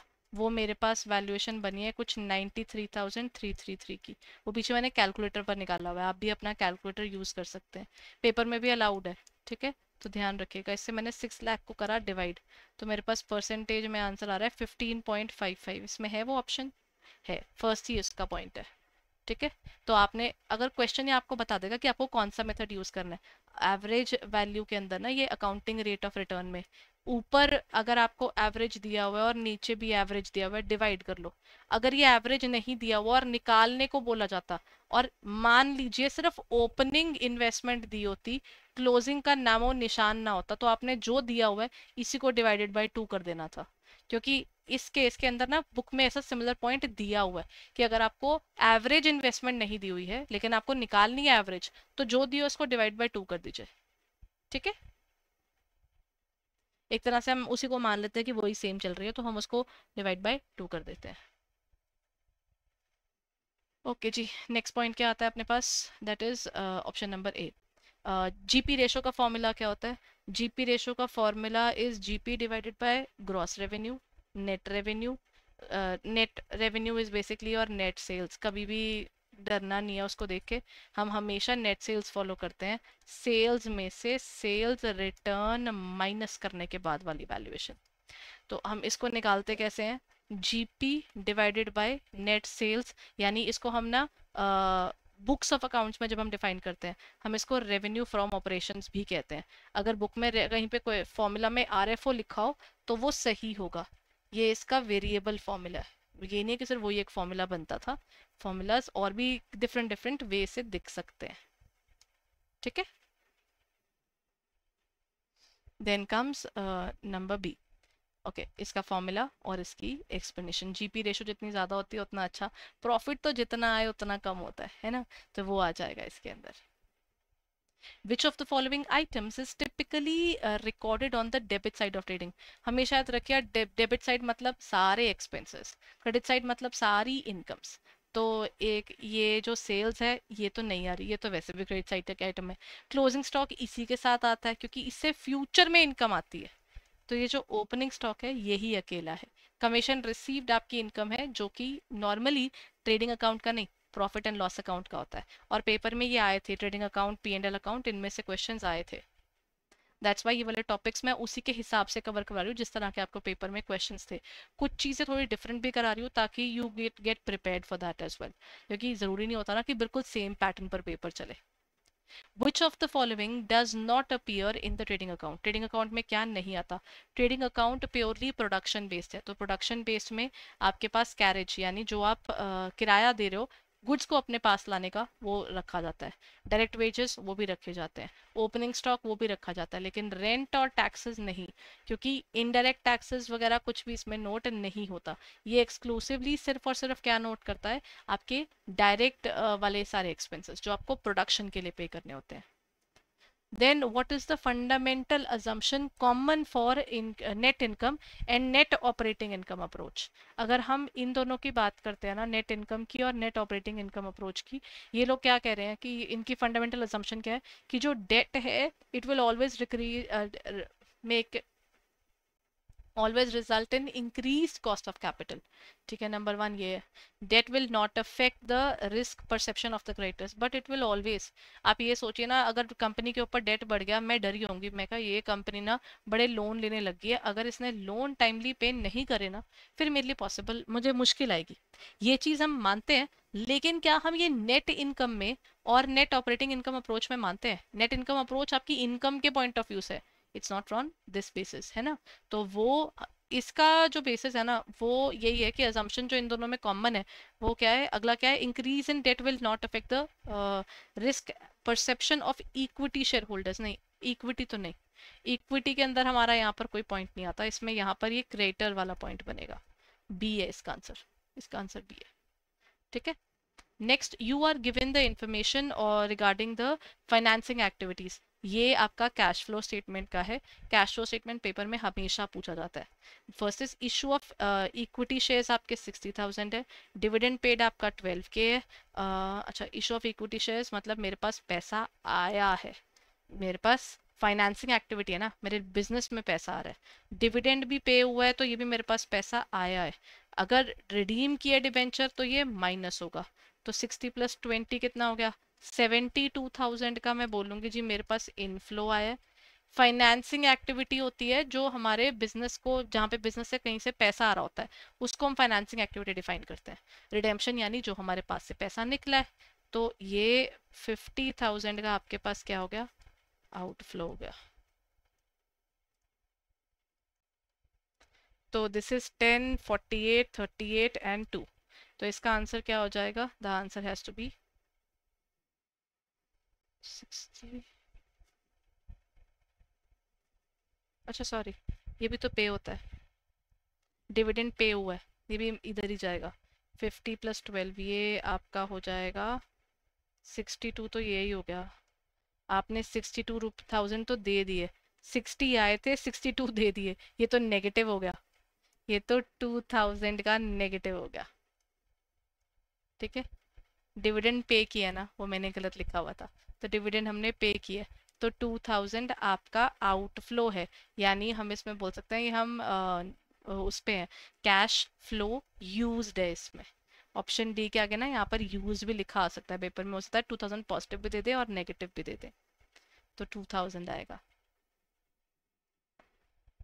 अच्छा जी, अब आगे formulas. Which of the following given statement is और correct. Net profit is GP plus income minus indirect income. हम बोल सकते हैं डायरेक्ट एक्सपेंस, ये तो करेक्ट है क्योंकि नेट प्रॉफिट कैसे निकलता है, जीपी में सिर्फ सारी जो भी इनकम प्रोडक्शन से अलावा कहीं से आती है वो ऐड होंगी, और इनकम और एक्सपेंसेस सारे माइनस होंगे, ये तो ठीक है बिल्कुल।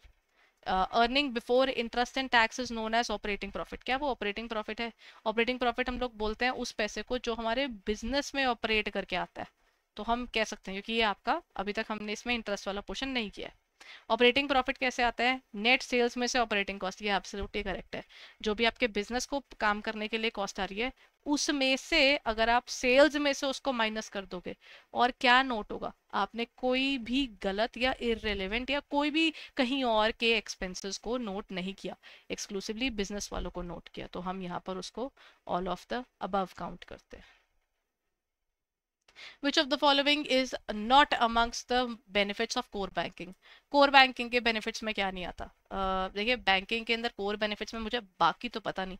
इट प्रोवाइड्स 24/7, ये करता है, तो ये उसके अंदर आता है। यहाँ पे लिखा है नॉट अमंग्स द, ये मल्टी करेंसी को सपोर्ट नहीं करता 24/7। ये क्या कस्टमर सेटिस्फैक्शन नहीं करता। कोर बैंकिंग के कारण तो कस्टमर सेटिस्फैक्शन बहुत बढ़ गई है। हम जैसे कामकाजी लोग जिसको सुबह से काम है और वो रात तक लगा ही होता है काम करने में, उसके पास बैंक जाने का टाइम ही नहीं। Thanks to all these things और आप लोगों के सपोर्ट के चलते हम जैसे लोग बिना बैंक गए भी कितनी बार काम कर लेते हैं और आपसे पूछते भी रहते हैं कि अच्छा ये हो गया वो हो गया।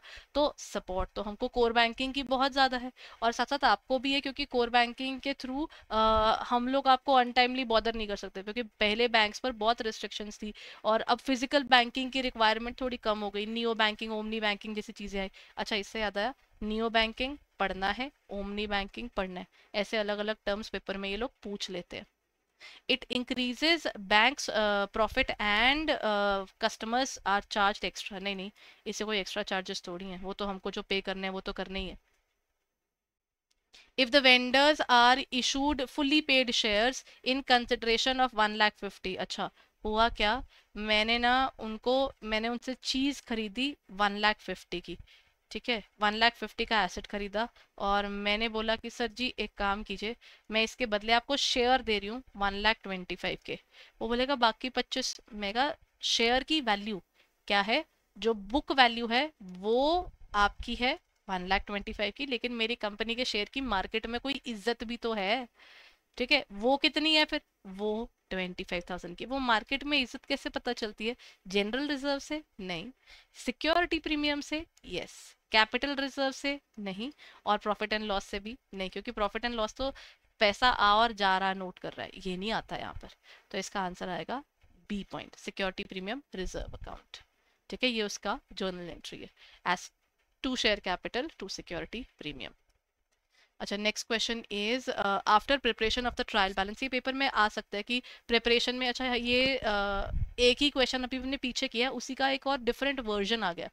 अगर ट्रायल बैलेंस प्रिपेयर करने के बाद आपको एक डिफरेंट सा अकाउंट दिख जाए, टेम्परेली उसमें ट्रांसफर करने हैं, वो कौन सा है? सस्पेंस अकाउंट है। ठीक है, एक प्राइवेट लिमिटेड कंपनी के अंदर कितने मिनिमम और कितने मैक्सिमम लोग हो सकते हैं? प्राइवेट लिमिटेड में मिनिमम 2 होते हैं और मैक्सिमम 200 होते हैं, तो ये याद रखना है। ये ऐसे क्वेश्चंस ना पूछे जा सकते हैं one one half half marker में। हाफ मार्कर में तो आ ही सकता है। नहीं, इसमें 200 आएगा। ठीक है, ये क्वेश्चन भी मैं सही कर रही हूँ, कई बार हो जाता है। चलिए जी, आगे चले। इसमें ए आएगा। Then which of the following statement is not true about infrastructure project? Infrastructure project वो होते हैं जिनमें बड़ा टाइम लगता है, डैम बन रहे हैं जी, कोई और रोड्स बन रही है, एक्सप्रेस हाईवेज बन रहे हैं, तो ये जेस्टेशन पीरियड लंबा होता है। It reduces the risk for the lender as his funds gets assured deployment for a long time. नहीं, रिस्क तो बढ़ नहीं जाता। सोचिए कितने लंबे समय के लिए पैसा अड़ा रहता है और पता नहीं कब तक आएगा। डैम्स वगैरह और हाइड्रोलिक, आप किसी भी तरह के प्रोजेक्ट्स में पैसा लगाते हो, बहुत टाइम लगता है पैसे रिकवर होने में। तो जिसने पैसा लगा होता है उसका रिस्क बढ़ा हुआ होता है, क्योंकि पता नहीं पैसा कब आएगा, कितने टाइम तक आएगा। So it's a crazy level of pressure, I would say. So इसका आंसर तो मुझे यही मिल गया। नेक्स्ट पॉइंट कहता है normally debt equity ratio is high for infrastructure. Debt equity ratio तो हाई रहती ही है, ये तो एक सच है, क्योंकि इतना खुद का पैसा तो लगा नहीं सकते, तो ये तो ठीक है बात। और the implementation period is long, it is long. You can not start with, हम लोग अभी बात कर रहे हैं कि इंडो पाक वॉर के टाइम पे इंडिया ने बोल दिया था कि हमने जी अपने यहाँ से जाने वाला पानी बंद कर देना है। इंडिया ने आज बोला कल तो डैम नहीं बन के तैयार होगा ना कि बस रुक गया सब कुछ, नहीं। The dams and everything else, relocation of water, it will take time, right. हमने सिर्फ अपनी तरफ से जो कंट्रोल मेजर्स करने थे वो हमने कर दिए, but yes, infrastructure takes time. Option is B. Which option best describes to calculate the estimated time for an investment double? ये ना रूल 72 बोलते हैं इसको। रूल 72 कहता है कितने टाइम के अंदर, इसको सरल भाषा में बताऊं, रूल 72 कहता है कितने टाइम पे कंपाउंड इंटरेस्ट का फॉर्मूला मैं यूज कर रही हूँ। और मैंने उसमें क्या करना है, कंपाउंड इंटरेस्ट के फॉर्मूला के अंदर मेरे को ना बस ये बता दीजिए कि कितने टाइम में मेरी ये जो वो है अमाउंट है, ये डबल हो जाएगी जो मैंने बिजनेस में लगाई है। ठीक है, जब मैं इसकी वैल्यूएशन निकाल रही हूँ तो कैसे निकाल सकती हूँ? इसका सिंपल फॉर्मूला क्या है, अगर आपके पास ऐसे आ जाए तो आपने क्या करना है, इसको जो भी आपका आर है, 72 is basically the in value. 72 को आपको इसका जो नॉर्मल कंपाउंड है, जैसे सिंपल में बताती हूँ, मेरे पास ना एक एफडी है 8% की है, और मैं कह रही हूँ कितने रुपए में, कितने टाइम में मेरी जो अमाउंट है वो डबल हो जाएगी। इसमें अमाउंट मैटर नहीं करती, इसमें ये 8% मैटर करता है। 8% से अगर मैं डिवाइड करूंगी तो इन 9 ईयर्स जितने रुपए मैंने लगाए हैं वो क्या हो जाएंगे, डबल हो जाएंगे। ऐसे टॉपिक्स पर आकर ना मेरे को लगता है आपको ना चीज पता होनी चाहिए, वरना ना ये जो लाइंस लिखी है ना, ये एक सीधे साधे बंदे को भी कंफ्यूज कर दे, अनटिल अनलेस उसको रूल ऑफ 72 का हल्का सा भी आइडिया ना हो। अगर है फिर तो वो क्वेश्चन कर जाएगा, वरना वो कंफ्यूजन में ही निकल जाएगा कि पता नहीं कहाँ से क्वेश्चन डाल देते हैं। And this happens, there is nothing bad in it, but yes, this is where I tell you, रट्टाफिकेशन नहीं करनी है, कंसेप्ट समझना है। ऐसे क्वेश्चंस में आकर कभी भी, लिटरली कभी भी ऑप्शंस पे नहीं जाकर पढ़ना चाहिए। ऑप्शंस हमेशा बेड़ा गर्क करते हैं। प्रॉब्लम होती है, we get confused, we sometimes instead of actually marking the correct answer, we mark the one which is nearest to it, because what we do is we don't think of the answer first and then look out for it. What we do is we look at all the options and then we think कि formula क्या था, और उसमें आपके chances of being wrong increase हो जाते हैं, कम नहीं होते। अब अगला क्वेश्चन आ गया WACC का। अच्छा, क्वेश्चन कहता है कॉस्ट ऑफ इक्विटी निकालनी है आपको। अब ये क्वेश्चन आपको प्यार से करना पड़ेगा, ठीक है। प्रोपोर्शन ऑफ इक्विटी दिया हुआ है ये बुक का क्वेश्चन एक्चुअली आपको दिया हुआ है WACC, मतलब ये तो निकाल कर दे दीजिए क्वेश्चन ने। WACC दे दी, cost of equity into weight of equity, cost of debt into weight of debt, ये फॉर्मूला होता है इसका।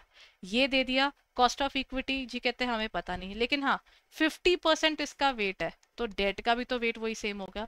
अगर 50% इक्विटी है तो 50% ही डेट है। तो यहाँ पर आया 12%, 12 इंटू 5, यहाँ पर 50% आ गया, तो डेट का पोर्शन इज 60%, टोटल हमारा इज 17.5%। इसका मेरे को पता नहीं, बस ये पता है कि ये 50% है। तो हम अब इसकी वैल्यूएशन निकाल सकते हैं। के ई यहीं छोड़ दीजिएगा। 17.5 में से पहले आपने माइनस करना है ये 6%, क्योंकि ये 17.5 भी खुद में परसेंटेज है, और डिवाइडेड बाय आपने कर देना है 50, तो आपको मिल जाएगा एग्जैक्ट अमाउंट। ये पेपर में आ सकता है, ये बुक का ही क्वेश्चन है, ऐसे बुक के अंदर कई क्वेश्चन दिए हुए हैं, तो ऐसे क्वेश्चन ना अच्छे से करने हैं, डरना नहीं है इनसे। Okay, which of the following is not a primary objective of accounting. अच्छा, ये हमने ना क्वेश्चन ऐसा सिमिलर करा है, तो this is basically repeated question, so I am skipping it up. Which of the following is an incorrect statement about depreciation? Depreciation is a part of operating cost. It is compulsory है इसको लगाना, choice नहीं है हमारे पास कि मन किया तो लगा लेंगे वरना छोड़ देंगे। It is a reduction in the value of the asset. It is again true. Depreciation may occur due to obsolescence. ये भी सच है। टेक्नोलॉजी चेंज होती है, वैल्यू कम हो जाती है। एसेट की डिप्रिसिएशन ओवर द टाइम होती है हर एसेट की ना। लैंड डेप्रिशिएट नहीं होता, गोल्ड डेप्रिशिएट नहीं होता, तो ये गलत हो गया, डी गलत है। So let's go for one more. If the bill is drawn on 28th of April 2019, then payable after 30 days. 30 days का बिल है, तो आपको याद रखना है अप्रैल के 2 दिन, क्योंकि अप्रैल इज बेसिकली आपका 30 डेज, तो 2 days of April and then I have April के बाद मई आया ना, मई के 28 डेज, मेरे 30 डेज हो गए पूरे, तो मतलब 28th of May should be the final date. Is it? A bill is drawn on 28th of April, payable after 30 days. What is the final maturity? क्या कुछ मिस कर रही हूँ? डेफिनेटली कर रही हूँ। 3 days ग्रेस का है, तो आप क्या कहोगे 28 के बाद 29, 30, 31, 1 को जाकर इसकी पेमेंट होनी चाहिए। नहीं 30, हाँ 31 पे आ गई ना, सॉरी 31 पे आ गई, फिर 28 पे है ना, 29, 30 एंड 31, तो 31 पे आ गई, क्योंकि ये वाली डेट काउंट नहीं होती ना, ये वाली डेट काउंट नहीं होती। इसका ये रूल होता है कि जिस दिन आपका डेज में, हमेशा याद रखना ये वाली डेट को आपको छोड़ देना है, 28 के बाद वाली काउंट की है, तो ए आया इसका आंसर, 31st of May। चलिए यहाँ पर हम अपना सेशन खत्म करते हैं। आई होप ये सेशन आपके लिए हेल्पफुल था, और अगर था तो प्लीज़ इसको लाइक ज़रूर कर दीजिएगा और इसको शेयर ज़रूर कीजिएगा, ताकि जिन भी बैंकर्स का एग्जामिनेशन पास आ गया है उनको इससे हेल्प हो जाए। और अगर आप लोग जो क्वेश्चंस के लिए कुछ देखना चाहते हैं, if you want to look forward to our courses, कुछ भी आपको लगता है कि you want to take over, तो आप क्या कर सकते हैं, you can definitely go ahead and check out our website. हमारी वेबसाइट इज़ edutap www.edutap.in। आप उसे खोलेंगे, बस यहीं पर ना देखिए PYQs वाले भी आपको सारे मिल जाते हैं यहीं पर ही, JIB वाले, तो आराम से आप उसको पढ़ सकते हैं। और ये जो कोर्सेज हैं, कोर्सेज आपके यहाँ हैं, just go on to the JIB area, हमारे काफ़ी सारे कोर्सेज अवेलेबल है। If you'll be looking forward towards CIB, तो वो भी आपको यहाँ पर मिल जाएगा। So keeping the fingers crossed, आपका एग्जामिनेशन क्लियर हो and then you move forward. ठीक है, तो अगर JIB की कोई भी आपको कोर्सेज के रिक्वायरमेंट हो वो यहाँ है, और CIB का भी आपको यहीं मिल जाएगा, so you can check it out. बस याद रखिएगा you can use the code for taking the maximum discounts. So all the very best everyone, this is where I say good bye, thank you.